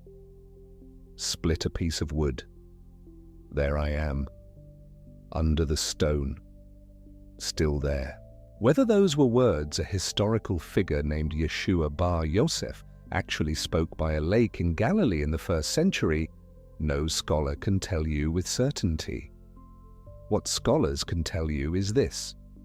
Some of the sayings in the Gospel of Thomas carry the marks of very old tradition. The mustard seed is in Thomas, the sower is in Thomas, render to Caesar is in Thomas. These appear in the canonical Gospels too, and they do not appear to have been copied from the canonical Gospels. They seem to come from an earlier, independent stream of transmission, a current of Jesus' tradition that was flowing before Matthew and Luke gave it their particular shapes, which means Thomas is not simply a late forgery dressed up as ancient. It is, at minimum, a window into an early and parallel way of transmitting what Jesus said, a way that cared nothing for the crucifixion, nothing for the empty tomb, only for the words themselves, only for the living voice in the saying. And that is the quietly devastating fact. Not that it is a conspiracy, not that the church burned it, but that this way of reading Jesus existed early in parallel, and it produced something that looks almost nothing like the Christianity that became dominant, not because someone suppressed it out of malice, but because a different set of answers won, a different set of needs shaped the community. And the communities who read Thomas, who gathered to discuss whether the kingdom was inside them, whether bringing forth the inner light would save them, whether the divine was under every stone they turned, those communities faded, and their books went into a jar, and the jar went into the ground, and the ground kept the secret for 1600 years, until a farmer's mattock struck it in December of 1945. Breathe here for a moment. The night is very quiet. You are here. The words are here. Now there is one more saying I want to bring you to before we move into the deeper cosmology, saying 114. I will be honest with you about it, the way a careful reader must be honest, because it is the hardest saying in the book and it would be a disservice to leave it out. Simon Peter says at the end of the Gospel that Mary should leave because women are not worthy of life, and Jesus responds that he will make her male so that she too may become a living spirit resembling the men. And then the saying adds, every woman who makes herself male will enter the kingdom of heaven. Those are the words as they come down, and you are right to feel something complicated reading them. The instinct to call them misogynist is understandable, immediate, and not unreasonable, and yet the scholars who have spent careers reading Gnostic texts carefully offer a more layered reading, and that reading is worth sitting with before you close the cover. In the symbolic grammar of many of these texts, male and female do not refer primarily to biological sex. They refer to two modes of being. Female, in this symbolic system, was associated with the material, the perishable, the world of the demiurge, not because women were lesser, but because the binary mapped onto matter and spirit, body and pneuma, the created and the divine. To become male was to transcend the material categories the blind creator God had imposed. It was an image of liberation from the flesh, not a command about gender. Whether that reading fully absolved the saying of the discomfort it causes is something each reader must decide for themselves. Scholars like Karen King and Elaine Pagels have pointed out that the Gnostic texts in general actually gave women more prominent roles than Orthodox Christianity did in the same period. Mary Magdalene teaches the male disciples in other texts, and that act of teaching was itself a Gnostic move, placing inner knowing above institutional hierarchy. The problem is that saying 1:14 ends the Gospel, and it ends with a note that troubles readers who have just spent the whole journey inside a text that felt more spacious and inward and free than almost anything else from the 1st or 2nd century. It is worth naming that tension honestly rather than resolving it too quickly in either direction. What the saying does not do is tell us Jesus was a misogynist. What it may tell us is that the community that assembled the gospel, or the scribe who added this final logion, was working within a symbolic framework where even liberation was imagined in the dominant culture's vocabulary. That is very human. That is what people do when they are reaching towards something genuinely new, but can only describe it in the old words they have. And so the Gospel of Thomas ends as it begins, with something unresolved, something that asks you to stay with it, something that cannot be neatly summarized into a morning's conclusion. Like most of the things worth understanding, take a slow, deep breath now. Let the sayings settle where they want to settle. You do not need to carry them as tasks or as arguments. You can simply let them rest in you the way a stone rests in still water. Present, real, and slowly, very slowly, sinking toward a place you did not know was there. When you are ready, we will go deeper into the cosmology, into the question the Gnostic teachers were actually trying to answer, which is the oldest question and still has no settled answer. Why does the world hurt? If there is a God who is good, why is creation full of suffering, cruelty, blindness, loss? Why do good people die young and cruel people live long? Why does the body fail? Why does love end? Why does the mind, the same mind that can produce a Bach cantata or a line of true poetry, also produce fear and hatred and the capacity to do great harm? The Gnostics had an answer. It is the strangest answer, and in its strangeness, it is one of the most honest. Their answer was this: the world is the way it is because it was made by the wrong God. Now let us sit with what that means. The concept they were working with is called the demiurge. The word is ancient Greek demiurgos, and it means craftsman or artisan, someone who makes things. Plato used it in a dialogue called the Timaeus, written in the 4th century before the Common Era, to describe a divine craftsman who shaped the material world out of pre-existing, imperfect matter. For Plato, the demiurge was not evil. He was limited. He could only work with what was there, and what was there was already imperfect. The world he made was the best possible world given the constraints of matter. It was flawed not because the craftsman was malicious, but because the materials themselves were resistant to perfection. The Gnostics took this concept, this Platonic craftsman god, working with imperfect raw material, and they transformed it into something far darker and far more radical. Their demiurge was not merely limited, he was ignorant. He did not know that above him, above his flawed construction project, there existed something entirely beyond him, a realm of pure, uncreated divine light that had nothing to do with matter, nothing to do with bodies, nothing to do with the groaning, decaying, suffering world he had made and believed to be the whole of reality. And here is the thing about the jar from Nag Hammadi that should give you pause. Among the 13 leather-bound codices, among the 52 texts written in Coptic on papyrus, there was something that had nothing to do with Christianity at all. There was a portion of Plato's Republic, a passage about justice, copied out and included, sitting there among the Gnostic Gospels as naturally as a piece of familiar furniture. This was not an accident. This was not a stray scrap used to fill a binding. This was a deliberate inclusion, and it tells us something important about the people who made these books and read them and eventually buried them under the Jabal al-Tarif cliffs. These were not credulous villagers. These were not simple mystics retreating from the world into fantasy. These were readers, educated readers in a late antique Mediterranean world where Platonic philosophy was the intellectual water everyone swam in, who looked at the philosophy and the new Christian tradition and the older Jewish scriptures and said, wait, if we put these together, if we read Genesis through the lens of the Timaeus, if we ask not who made the world but who made it, and whether that maker was the highest possible being or something less, what do we find? What they found was Yaldabaoth.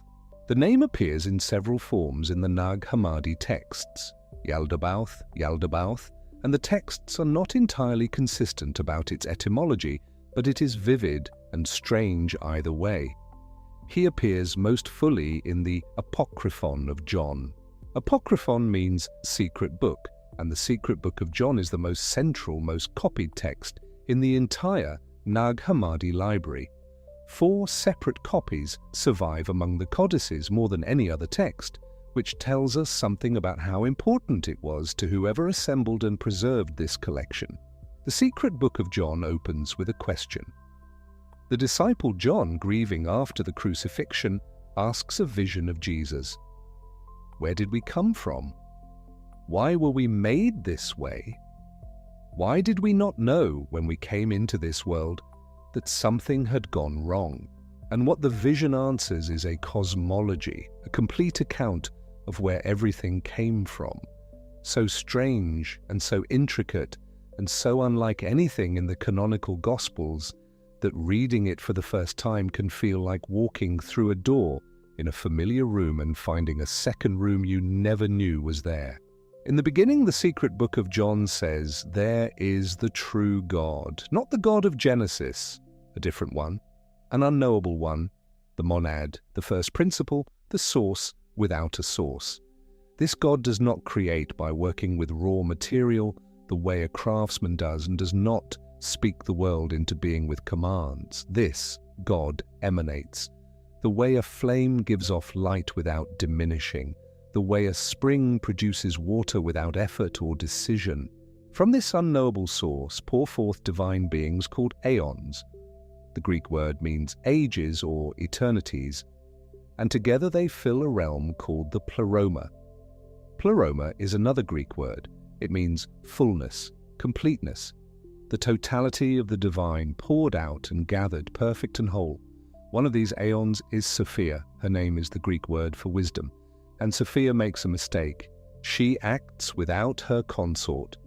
That is, she moves alone without the balance of another divine being beside her, without the completeness that comes from 2 rather than 1. And this solitary, unbalanced act of will produces something she did not intend. It produces a malformed being, an entity that should not exist, shaped wrong, given the form of a lion's face on a serpent's body, and she is horrified by what she has made and hides it away, wraps it in a cloud so that none of the other aeons will see it. But the malformed being is alive, and it has power taken from Sophia's own divine substance, and it looks out at the emptiness below the pleroma, and it decides in its ignorance, its profound, absolute ignorance of the higher realm, of the true God, of the fullness from which it was accidentally born. It decides that it is God, and it says, famously, the line that the Gnostic texts quote again and again, the line that for them was the signature of everything wrong with the world: I am God, and there is no other God beside me. The text the Gnostics were reading this line against is Exodus, and later Isaiah. The God of the Hebrew Scriptures says this, or variations of it, repeatedly: I am the Lord your God, and you shall have no other gods before me. I am God, and there is no other. And when the Gnostics read that declaration in their tradition, they heard something different from what most readers heard. They heard not the triumphant declaration of the one true God. They heard the proud boast of an ignorant craftsman who did not know what lay above him. They heard in the God who declared himself alone and supreme, the one who did not know, who could not know, that there was more, so much more, an entire realm of light and completion and fullness that his own material universe had been made to obscure. Yaldabaoth, the demiurge, then creates the material world, and he creates the archons, his assistants, subsidiary powers who help him govern it, and he creates the human body. But in the act of creating the human body, something goes wrong for him in a different way. Sophia, working from above, from within the pleroma, influences the process. And into the body that the demiurge has made, into this frame of matter and perishable flesh, there is placed a divine spark, a piece of the true light, a fragment of the fullness that the demiurge cannot see and does not understand, a pneuma, the Greek word for breath or spirit, something from the pleroma, smuggled, as it were, into the creation of the Creator who is not the true Creator. And so the human condition, as the Gnostics understood it, is this: you are a divine spark in a material prison. The prison was made by a being who is real and powerful, but ignorant. He is not the highest, he is not the ultimate. He is a craftsman who does not know he is working in someone else's workshop. And you, the deep you, the pneuma, the spark, are not his. You came from somewhere else. You belong to the pleroma. And what is called salvation is simply this: the spark recognizing where it came from. The divine in you remembering its source. Gnosis, not intellectual proposition, not creed, but living, felt, interior knowledge. Gnosis is the pneuma waking up inside the body and knowing, I am not from here, I am from the light, and to the light I will return. This is why when you read saying 77 of the Gospel of Thomas, split a piece of wood, and I am there, lift the stone, it sounds like something from outside the Gnostic cosmology. It sounds pantheistic, immanent, the divine in all things. And so it is, in a way. The Gospel of Thomas does not map neatly onto the elaborate Sethian cosmology of the secret book of John. These were different streams, different communities working with different emphases. This is itself part of the corrective the Nag Hammadi texts offer. There was never one Gnosticism. The jar contained a library, and libraries contain arguments, alternatives, contradictions, revisions. The Sethian texts, the secret book of John, the hypostasis of the archons, the text called On the Origin of the World, are more elaborate in their cosmology, more mythological in their structure. The Valentinian texts associated with the teacher Valentinus, who worked in Rome in the 2nd century, are more philosophical, more lyrical, more restrained. And the Gospel of Thomas is something else again, a sayings collection that presupposes almost none of the elaborate machinery of aeons and archons and the lion-faced serpent god, but aims instead at the same destination by a different road, the inward turn, the kingdom already here, the recognition of what you carry. What they share, what makes all of these texts recognizably part of the same broad impulse, is the conviction that the material world as ordinarily experienced is not the whole story, that there is something more, something higher, something more real, and that access to that something is not through obedience to the demiurge's rules, not through the sacrificial system, not through the temple or the institutional church, but through a direct, personal, interior act of knowing, gnosis. Now, let us take a breath together, take a slow, deep breath. Let it come in all the way and let it go all the way out. Notice what your body is resting on. Notice the weight of it, the solidity. Notice, if you can, the breath itself and the simple fact of breathing, the air moving in and the air moving out, the body doing this without being told, this ancient animal function, warm and steady in the dark.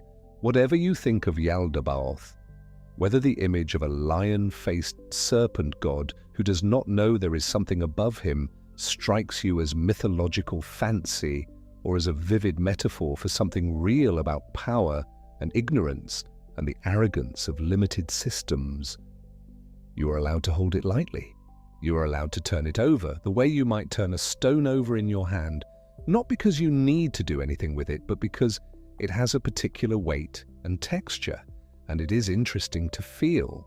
The Gnostics were not fools. The people who gathered to read these texts in the 2nd century of the Common Era were living in a world of real suffering, as people in every century have done. They watched the Roman Empire crucify dissidents and feed people to animals for sport.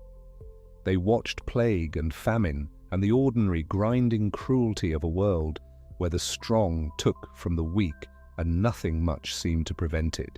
And they asked the question that people in every age ask, the question theology calls theodicy. If God is good, and if God is powerful, and if God made this world, why is it like this? The Orthodox Christian answer, being refined and elaborated across those same centuries, involved mystery, free will, the fall of Adam, the promise of eventual redemption, and justice. These were not nothing, but the Gnostic answer was, in its way, more pitiless and more honest about the immediate facts. Their answer was because the God who made this world is not the highest God. He is not the ultimate. He is a limited, ignorant craftsman, and this is the best he could do. And it is not enough, and you were not made for this. You were made for the pleroma, and the light inside you knows it. There is something about that answer that lands differently at night when you are quiet and the day has set down its performance and you are alone with whatever it is you actually feel. The honest feeling that the world sometimes seems organized around indifference. The honest feeling that suffering seems distributed at random. The honest feeling, which most people have quietly, privately, without saying it out loud, that if someone is in charge, they are either not paying attention or not as powerful as advertised. The Gnostics said that feeling out loud in their texts with great philosophical seriousness, and they were called heretics for it. But let us stay for a moment longer with the inversion, because it is the most startling thing these texts do, and it is done most clearly in 2 texts from the Nag Hammadi jar, the hypostasis of the archons, which means the reality of the rulers, and the related text called On the Origin of the World. Both of these texts retell the story of Genesis, but they retell it from the other side. In Genesis, the snake in the Garden of Eden is the villain. It tempts Eve to eat the fruit from the tree of the knowledge of good and evil. God had forbidden the fruit. The snake says, "Eat it anyway." Eve eats, Adam eats, they are expelled from the garden, and the long human exile from paradise begins. In the standard reading, the snake is the agent of the fall. It is associated with evil, with the devil, with the principle of opposition to God's will. In the hypostasis of the archons, the snake is doing something very different. The god of the garden, or the one who planted the garden and gave the commandment and then walked through it in the cool of the evening, asking, "Where are you?" This god is the demiurge, this is Yaldabaoth. And his commandment, "Do not eat from the tree of knowledge," is not a benevolent protection. It is an act of control. He does not want the human beings he has made to know. He wants them ignorant. He wants them dependent. He wants them to remain inside the prison of the material world without ever looking up and seeing the light above it. And the snake, in the Gnostic retelling, is a revealer, a bringer of gnosis. The serpent says, "Eat," No, see what you are, see where you come from. The fruit is not a temptation towards sin. It is an invitation toward knowledge. The tree whose fruit was forbidden is the tree whose fruit eaten would have made the prisoners free. In this reading, the whole architecture of Western religious guilt is inverted. The fall is not a catastrophe initiated by disobedience. It is a partial liberation. The expulsion from the garden is not punishment for pride. It is the jealous act of a lesser God who knew that if human beings came into full gnosis of their divine origin, his dominion over them would end. The God who said, "Do not eat," was not protecting his creation. He was protecting himself. Whether you find this reading liberating or disturbing, it is not frivolous. It is a serious theological position, developed with care, rooted in actual reading of the Genesis text by people who had thought long and hard about the nature of power and knowledge and who had access, literally, physically, in the same leather-bound book, to the philosophical tradition of Plato.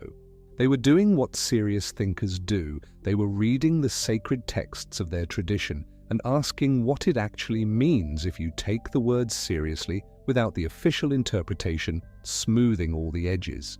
And the answer they found was this: perhaps the religion built on obedience to the Creator is a religion built inside the prison.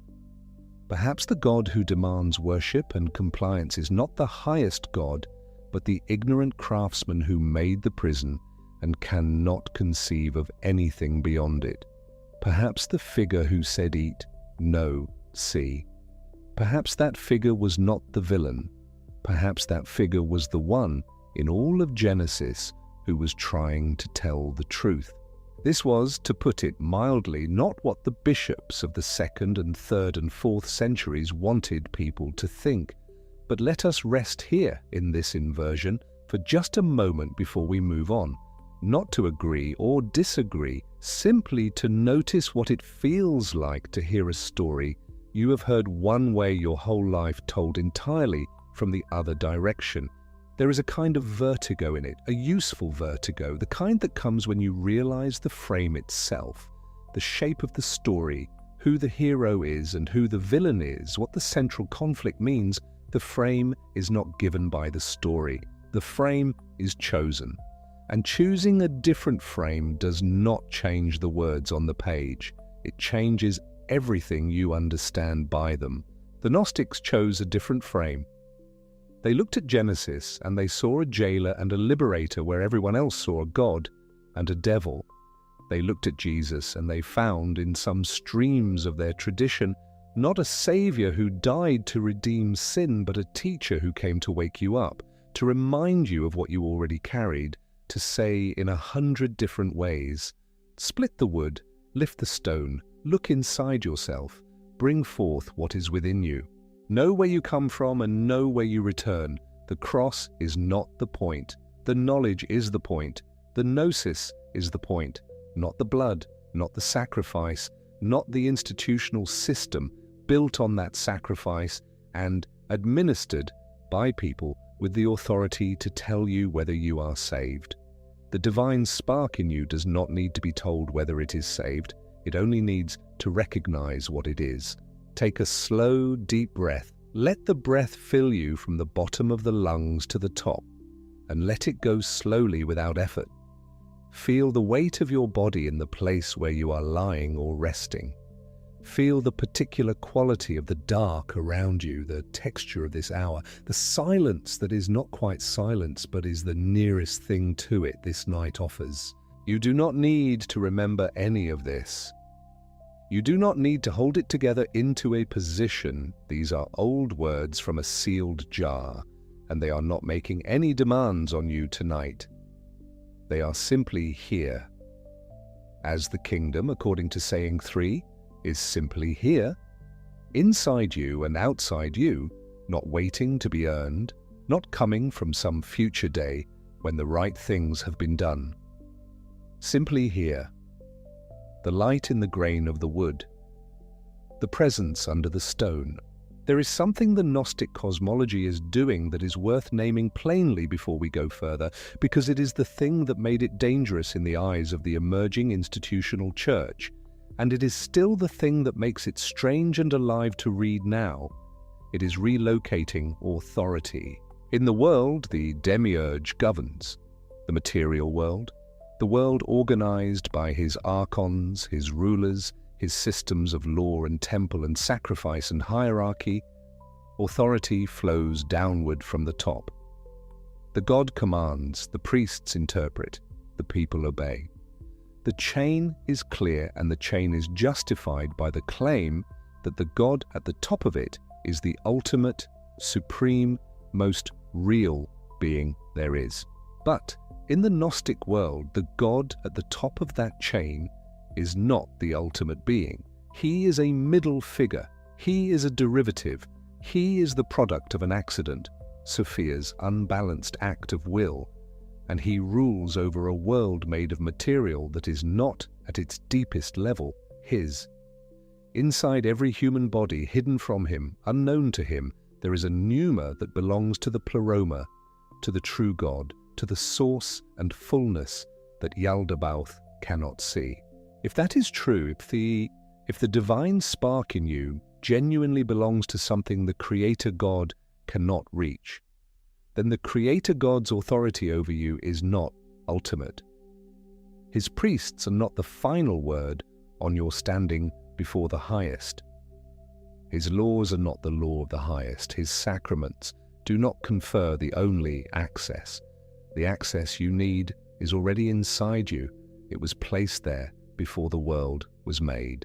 This is not nothing. This is everything, and you can hear, once you feel the shape of it, exactly why it was called heresy. There is another text in the library, not among the most philosophically dense, not a catalogue of aeons and archons, but perhaps the most humanly interesting and the one that has done the most to ignite the popular imagination in the years since the library became widely known. It is the Gospel of Philip. Philip is a Valentinian text, meaning it comes from the tradition of Valentinus, and it is less a gospel in any conventional sense than a collection of meditations and reflections on spiritual themes. The nature of the sacraments, the relationship between truth and the world, the meaning of names and light and darkness. It does not tell a story from beginning to end. It circles, it broods. It returns to certain images the way a person lying awake returns to certain thoughts, finding them still warm, finding something new in them on the third visit. And somewhere near the middle of it, there is a line about Mary Magdalene. The line says that Jesus loved Mary Magdalene more than all the other disciples, and that he used to kiss her often on her. And then the papyrus has a hole in it, a physical hole worn through by time and use, and the 14 centuries, the codex spent in the desert before a farmer's mattock found it. The word is simply gone. Scholars who have studied the surviving text closely have suggested that the missing word might be mouth. Others have proposed cheek. Others remain more cautious and say only that the word is lost and that we cannot recover it. This uncertainty is worth sitting with because it has not always been respected. When Dan Brown's novel The Da Vinci Code was published in 2003, it sent millions of readers back to these texts with the framing that Philip was evidence of a secret marriage between Jesus and Mary Magdalene, a bloodline, a suppressed truth. The book was a phenomenon. It introduced Nag Hammadi to readers who had never heard of it, and it sent more people to Elaine Pagels's work and to the texts themselves than perhaps anything else in the decades since 1979. But the Gospel of Philip does not say they married. It does not say they had a child. It does not describe a bloodline or a royal dynasty. It describes a teacher who showed one of his followers particular tenderness and closeness, and it is missing the one word that might tell us the nature of that closeness. The rest is a novel. The real content of Philip, the content that the novel did not need because it was subtler and stranger than a love story, is the theology of the bridal chamber. The bridal chamber is one of the sacraments Philip describes, and in the Valentinian system, it is the highest of them. It is not a wedding in the ordinary sense. It is the mystical reunion of the pneuma, the divine spark in the human being, with its heavenly counterpart, its angel, its complement in the pleroma. The language is erotic because union language is erotic. The reunion of separated halves has always been described in those terms, from Plato's Symposium onward. But what Philip is describing is not a human marriage, it is the soul's return to wholeness. The bridal chamber is where the fragment finds the fullness it was separated from when the demiurge made the world. This is worth knowing because it is characteristically Gnostic, in a way no conspiracy theory ever quite captures. The drama here is not between human beings, it is between the fragment and the source. Every metaphor, the kiss, the chamber, the light, is pointing at that interior movement. The intimacy Philip is interested in is not biographical, it is ontological. There is a second text I want to walk with you through for a moment, and this one is different in tone from almost everything else in the library. It is called the Gospel of Truth. Scholars believe it was written by Valentinus himself or by someone so close to his school that the distinction barely matters. And unlike the Apocryphon of John with its elaborate architecture of aeons and its cosmic genealogy, unlike Thomas with its spare provocative sayings, the Gospel of Truth is a piece of writing that you feel rather than catalogue. It is lyrical, it is warm, it reads more like a homily than a treatise, more like a letter from someone who has found something and wants to tell you about it, than like a system of thought. It speaks of error. It says that error, the state of not knowing, of wandering in the dark, arose when the world forgot the Father. And it says that when ignorance dissolved as morning dissolves a dream, the darkness did not go somewhere. It simply ceased, the way darkness always ceases. It was never a thing in itself. It was the absence of the thing. There is a line in the Gospel of Truth that has stayed with readers for decades. It speaks of the joy of finding the Father, the true, unknowable God behind the false creator, as like a person who lost something in their own house. They search everywhere. The house itself becomes strange to them, familiar rooms made foreign by the not finding, and then they find it. And the house is the same house, but they are not the same person. The Gospel of Truth does not condemn the world with the ferocity of some of the other texts. It does not name the demiurge or list the archons. Its focus is on the warmth of return, on what it feels like when the fragment moves back toward the fullness, when the wanderer comes home. If you came to Gnosticism expecting only darkness and contempt for the body and apocalyptic shuddering, the Gospel of Truth would surprise you. It is the kindest document in the library. And here we should be careful to step to one side and flag two texts that are not in the Nag Hammadi library, but that belong to the same conversation. Because they appear so often alongside these texts in the popular discussion that the boundaries can blur and the texts deserve to be placed accurately. The first is the Gospel of Mary, not Mary the mother of Jesus, Mary Magdalene. It is preserved in a manuscript called the Berlin Codex, which was acquired in 1896 and published in 1955, more than 50 years before Nag Hammadi changed everything else. Mary is not from the jar in the desert near the Jabal al-Tarif cliffs. It is its own discovery, its own lineage, and what it contains is striking. After the resurrection, or after what the canonical Gospels would call the resurrection, the text handles these events differently. Mary teaches the male disciples. She shares visions, spiritual knowledge, a conversation with Jesus that the others did not hear. And Peter objects. He says, roughly, that he does not believe Jesus would have told a woman things he did not tell the men He cannot accept that a woman might be the one holding the teaching the rest of them need. Levi speaks up. He tells Peter he is always combative, and that if the teacher found her worthy, who is Peter to reject her? The text breaks off. It is incomplete.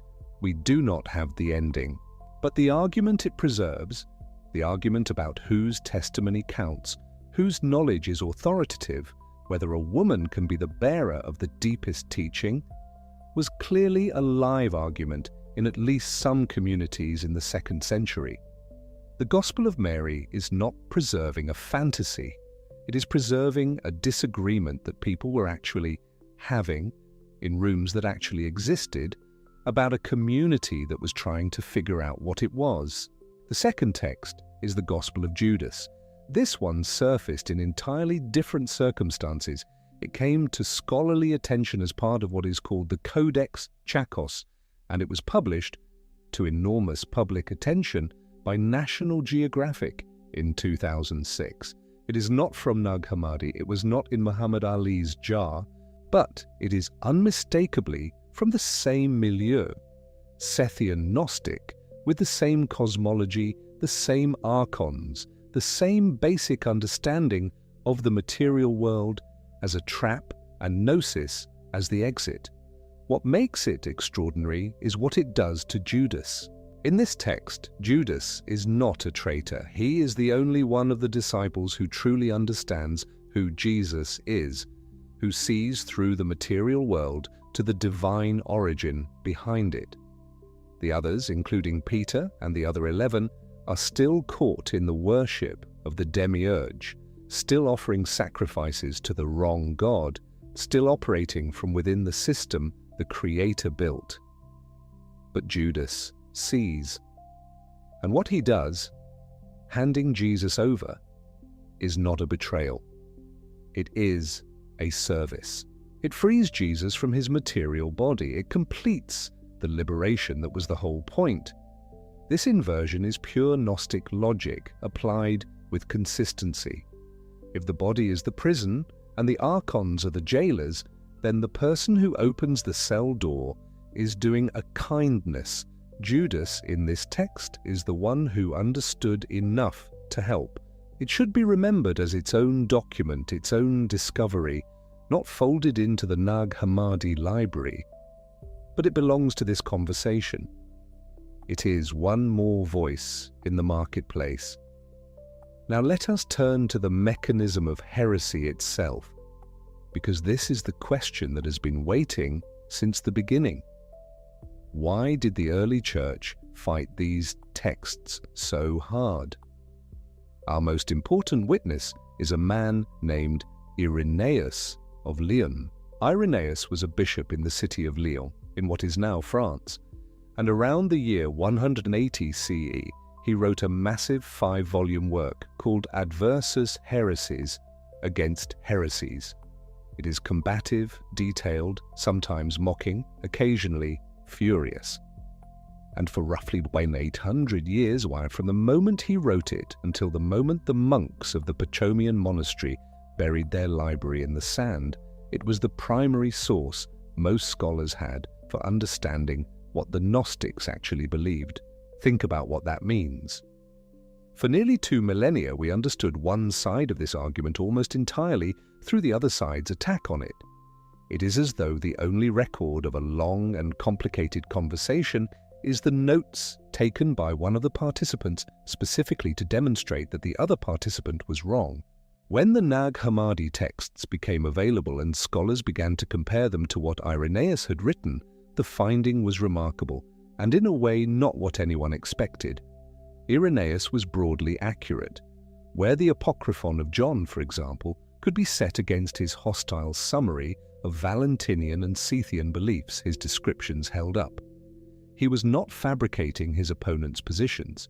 He was reporting them with venom and with skill, but he was reporting them. This matters because it means we can trust Irenaeus as a witness even as we reject his verdict. He tells us what these people believed. He is simply wrong, deeply, consequentially wrong about what to do with that information. he was not the only one writing. Tertullian wrote against the Valentinians, his pen soaked in the same mixture of argument and contempt. Hippolytus composed his refutation of all heresies, which has its own strange quality. It reads sometimes as though he found the Gnostic systems almost uncomfortably interesting, as if the detail he pours into describing them is not quite the behavior of someone who only wants to stamp them out. And then there is Epiphanius, writing in the 4th century, whose work he called the Panarion, a Greek word meaning medicine chest. The conceit was that heresies were like venoms and bites, and his book was the antidote. He catalogued them the way a naturalist catalogues dangerous animals, species by species, with varying degrees of horror and fascination. These men, Irenaeus, Tertullian, Hippolytus, Epiphanius, wrote what we now call heresiological literature, literature about heresies, and the word itself is worth pausing on because in the 2nd century it did not quite mean what it came to mean later. The Greek word is heresis. It means simply a choice, a sect, a school of thought, a group of people who have chosen a particular position among the available positions. The Epicureans were a heresis, the Stoics were a heresis. In the early centuries, different Christian communities were hereses, groups who had made their particular choices about what the tradition meant. The word did not begin its life as a condemnation, it became one. This is the seam where the whole argument turns and where the most important corrective of this entire story lives. There was a scholar named Walter Bauer, a German New Testament scholar who published a book in 1934 called Orthodoxy and Heresy in Earliest Christianity. His argument was, for its time, audacious, and it remains contested, but it is contested in a way that has moved the entire field of early Christian studies. Bauer argued that in many regions of the early Christian world, what was later branded as heresy was not a deviation from an original pure teaching. It was the original teaching. In some cities, in some communities, what later became heterodox was simply what Christianity was. Before Rome consolidated, before bishops gained the authority to rule across regions, before the process we now call the formation of orthodoxy was complete. On Bauer's reading, orthodoxy, right belief, is not a fixed center from which heresies deviated. It is the form of Christianity that won the argument, and having won, it got to write the history of the argument. This view has been challenged and refined in the decades since. Scholars like Karen King have pushed it further, arguing that the very categories of orthodoxy and heresy are retrospective projections, that we should speak of different Christianities in the plural competing in the 2nd century without any of them yet knowing which would prevail. Bart Ehrman, in his book Lost Christianities, maps some of that competitive landscape: the Marcionites, the Ebionites, the various Gnostic communities, and what became Catholic Christianity, all pressing their claims in overlapping times and places. And it is worth noting before we go further that the word Gnosticism itself, the word we have been using throughout this entire night, is a modern scholarly coinage. It emerged in European academic and theological writing over the 17th through 19th centuries, and scholars like Michael Williams and Karen King have argued in recent decades that it is in some ways too blunt a tool. The texts are too diverse, the communities too varied, the beliefs too contradictory to be bundled under a single label without losing something real.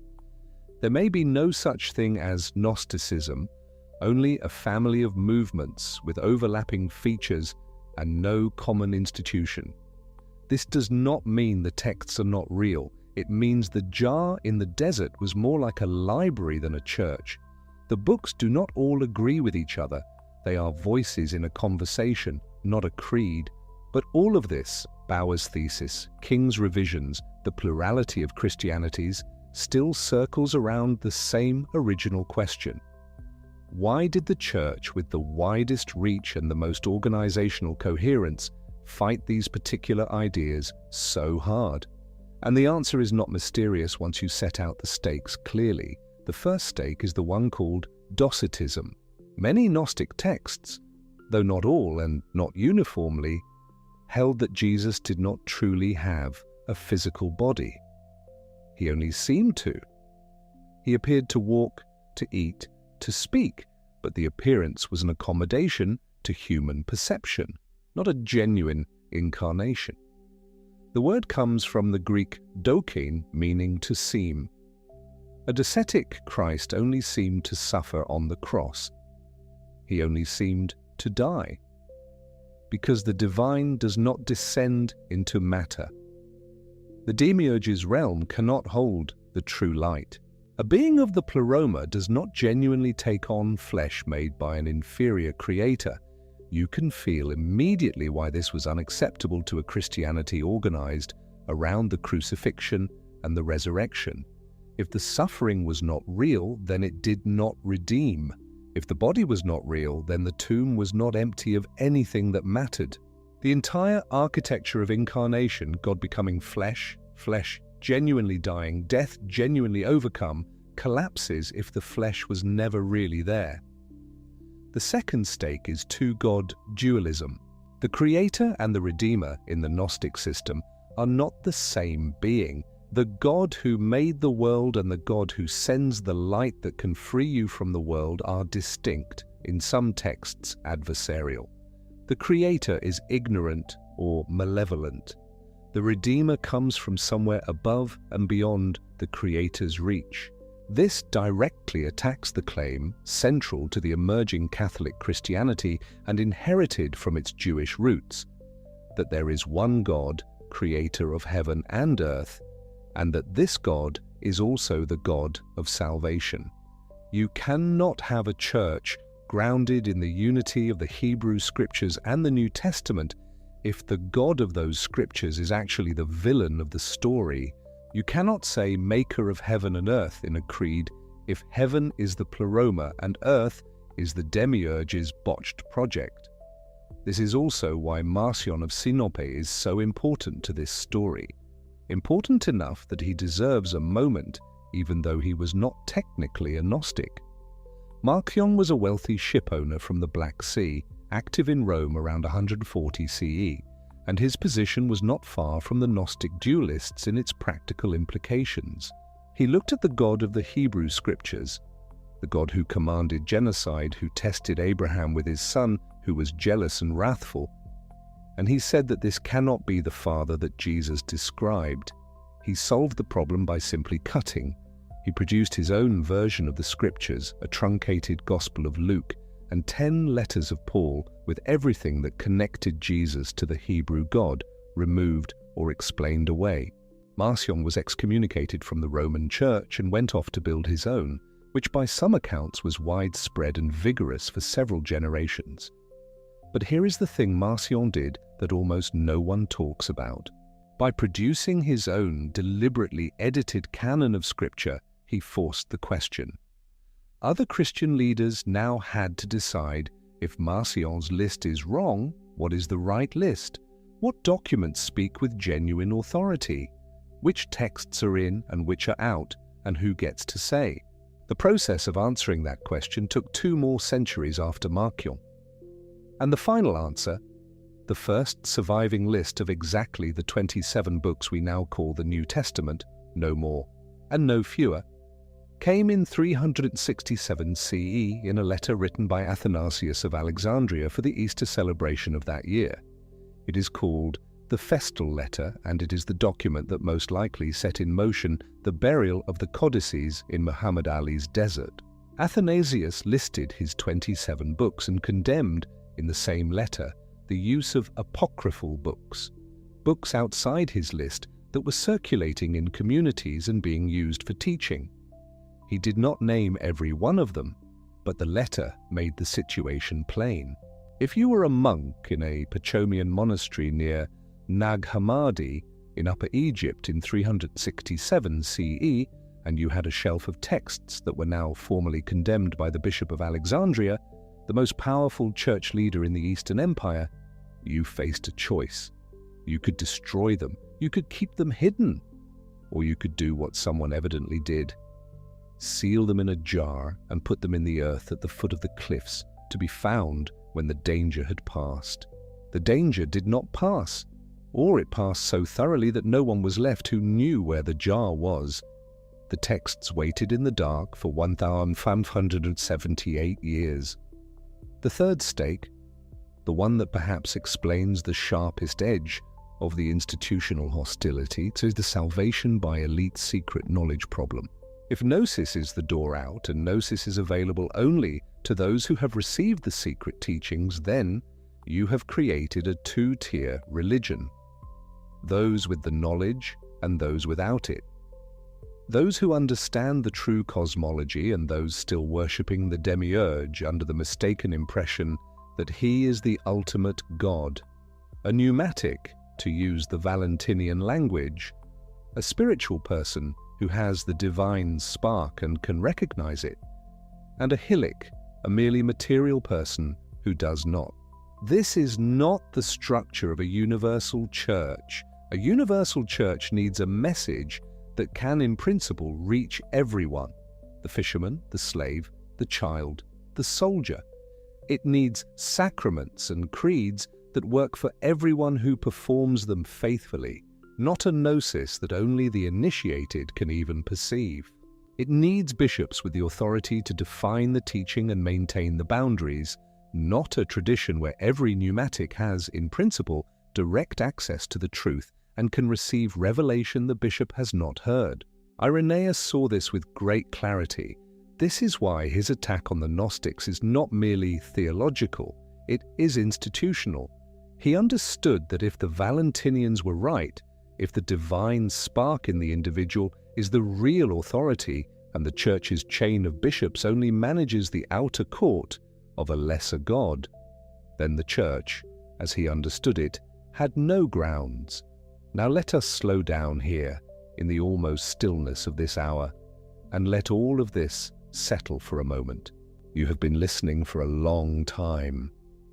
The night has gone wherever the night goes while you were here, your body warm, your mind moving more slowly now than when we began. Let us rest a breath here together. Take a slow, deep breath. Feel the weight of yourself against what you are lying on. Notice that the room is quiet. Notice that you are still here. And when you are ready, we will find our way gently to the end. What remained after all the battles, all the letters and condemnations and buried jars and burned pages was this: a question that the church declared closed but that the texts refused to let stay closed. The question of what the earliest Christians actually believed, not what they were told they believed, not what the winning side decided 2 or 3 centuries in that they had always been meant to believe. What they actually genuinely argued about, with passion and intelligence and real disagreement, in the first 2 or 3 generations after the story of Jesus entered the world. It was Elaine Pagels who, more than anyone else, brought this question back to the general public. Her book, The Gnostic Gospels, was published in 1979 and won the National Book Award. It was not an academic monograph in the sense of being inaccessible. It was written for a reader who had never heard of Nag Hammadi, who came with only the vague sense that something important had been buried and might matter now. Pagels made the argument that the Gnostic texts are not simply curiosities or theological dead ends. They are evidence of a Christianity that was real and alive and then was closed off. Evidence that the choices made in the 2nd and 3rd and 4th centuries about which voices to listen to and which to seal in a jar were exactly that: choices, not inevitable, not foreordained. Choices made by people under pressure with consequences that lasted 16 centuries. Bart Ehrman, in Lost Christianities and other works, has traced the full landscape of those competing voices: Marcionites, Ebionites, proto-Orthodox communities, and the various movements we bundle under the label of Gnosticism. James M. Robinson served as the general editor of the first complete English translation of the Nag Hammadi texts, published in 1977, making them available to any reader in any library. Karen King has spent decades asking the hardest methodological questions. What do we even mean by these categories, and whose interests are served by the way we sort them? What has emerged from all of this work, from all of those scholars and all of those decades, is not a simple story. It was never a simple story. It was not. There was one true Christianity and a false one, and the false one was buried and the true one survived. It was also not. There was a secret true Christianity and a false official one, and the secret one was deliberately destroyed. What it actually was, what the evidence, when read honestly, shows, is stranger and more human than either of those stories. It was a marketplace. It was a world in which the followers of a first-century Jewish teacher from Galilee were trying, with enormous energy and sincere conviction and frequent mutual incomprehension, to figure out what he had meant. They were doing this while also trying to make sense of Greek philosophy, of Jewish scripture, of Persian cosmological ideas, of Platonic metaphysics, all of which were in the air they breathed. The world they lived in was not sealed, it was porous. Ideas moved through it, and different communities in different cities reached different conclusions and wrote their conclusions down, and copied them, and carried them across deserts and seas. The process by which one of those communities eventually produced an institution large enough and organized enough to say, this is the canon, these are the boundaries, these are the heresies, that process was real. It had winners and losers. The winners kept their texts on shelves, the losers buried theirs in jars. But the losers were not therefore wrong about everything, and the winners were not therefore right about everything. They were all, every one of them, trying to find the shape of something they believed was real and could not quite be held in language. The Gnostics with their aeons and their lion-faced demiurge, the proto-Orthodox with their creeds and their bishops, the Valentinians with their bridal chambers and their lyrical gospel of truth, the unknown monks who chose, in the face of Athanasius's letter, not to burn the books, but to put them in the earth and trust the future. That trust was kept, not by anyone who planned it, by a farmer who needed fertilizer and hit a sealed jar with his mattock on a December morning in 1945. By the accident of his hesitation, the thought that a gin might be inside, the thought that gold might be inside, the crack of the seal after 16 centuries of silence, by his mother's fire which took some pages that we will never read, and his fear of the police which led him to give the rest to a priest for safekeeping, by the long and sometimes troubled journey of the codices to the Coptic Museum in Cairo, and one codex to a black market, and eventually to the Jung Institute in Zurich, by the scholars who spent decades learning to read the Coptic, comparing it to the Greek fragments that had been sitting in the Oxyrhynchus collection since the turn of the century without anyone knowing what they were, fitting the pieces together. By all of that unlikely chain of events, we can now read what the monks decided to save. We can read the farmer who found the light everywhere, in the wood when you split it, in the stone when you lift it. We can read the teaching that the kingdom is not coming later, not waiting on the other side of an apocalypse, but is already here, already inside you and outside you, and that the only thing between you and it is the knowing.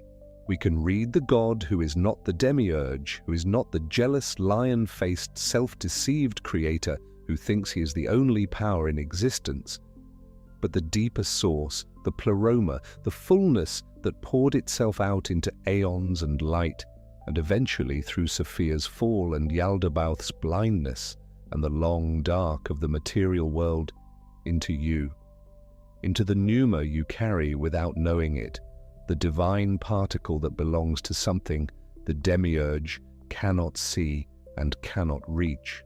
These are not small ideas. They are not the ideas of frightened people clinging to a dead tradition. They are the ideas of people who were genuinely trying to answer a genuine question. If the world is the way it is, if there is suffering in it, if there is injustice in it, if the Creator seems indifferent or worse, then what does that mean about the Creator? And what does it mean about us? The Gnostic answer was, it means the Creator is not the end of the story. And it means that what you are is more than what the Creator made. You do not have to believe that to find something in it. You do not have to accept the aeons or the archons or the demiurge's lion face to feel the pressure of the question underneath those images. The question is older than Gnosticism. It is older than Christianity. It is the question anyone asks at 3 in the morning when the world has gone quiet enough for honesty. Is this all there is? And if there is something more, how would I know it? And if I could know it, what would that knowing change? The Gnostics said everything. The knowing changes everything, not because it gives you power over the world, but the archons still run the world, the demiurge still thinks he is the only god, the material realm is still the material realm. But because once you know where you actually come from, the world's authority over you is no longer absolute. The chain from the top does not reach all the way down to the deepest thing in you. Split a piece of wood, I am there. Lift up the stone and you will find me, not in a temple, not through a bishop, not by the grace of an institution. In the wood, in the stone, already there, already waiting for the recognition. This is what was in the jar. Let us rest here for a moment together. Take a slow, deep breath. Let the air come all the way in and then let it go slowly all the way out. Feel the stillness in your chest after the breath. There is nothing you need to do with any of this tonight. Nothing to remember, nothing to recite, nothing to believe or disbelieve. If something moved in you as you listened, some small recognition, some feeling of a question that has been yours for a long time and just heard someone else ask it, let that rest in you, gently, without pressing it. We have spent this night with a sealed jar in the sand of Upper Egypt, with a farmer who feared a spirit and hoped for gold and found something stranger than either. We have met the blind Creator who declared his own supremacy to an empty room, not knowing the pleroma above him.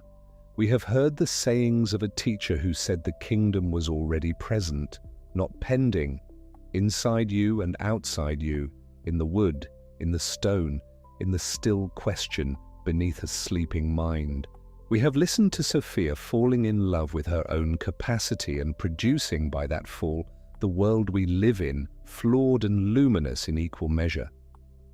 We have read Philip's letter about a kiss and a missing word. We have heard the gospel of truth say that error is like a dream, and the Father is what remains when the dream is over. We have met Valentinus, who came close enough to running the church in Rome to make the line between orthodox and heretic feel very thin, and Marcion, who forced the question of the canon by his very audacity in editing the answer. We have heard Irenaeus sharpening his pen in Lyon around 180 CE, and we have heard now the voices he was trying to drown out, speaking again from the place where they were put. You do not need to remember any of it. If one image stayed, the jar, the stone, the light that the Creator could not reach, let that be the one. The rest will find you if it needs to. The monks who buried those 13 codices in the sand near the Jabal al-Tarif cliffs did not know they were preserving anything for the ages. They were, most likely, simply afraid.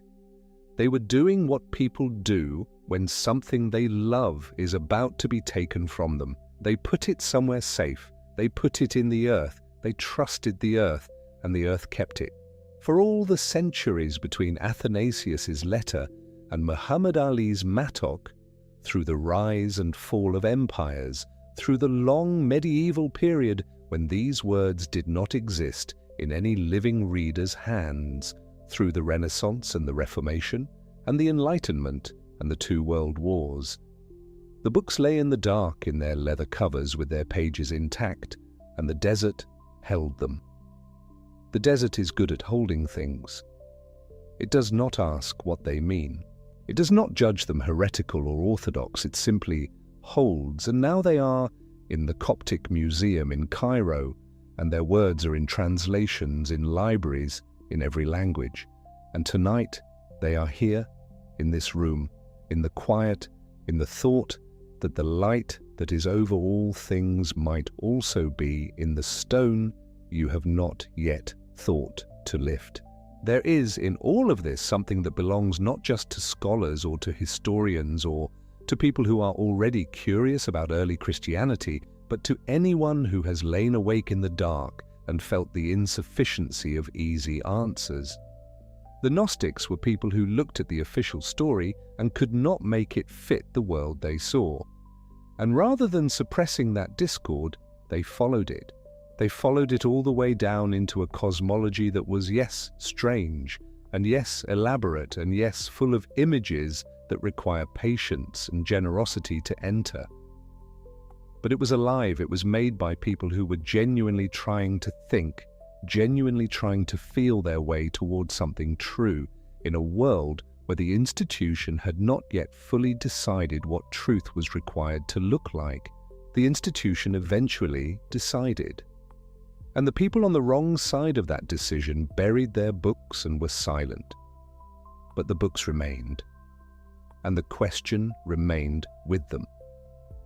What is the light that is over all things? What is the source that the creator of the flawed world does not know and cannot reach? What is it in the deepest layer of what you are that was never made by accident and cannot be taken by any archon? Sleep now.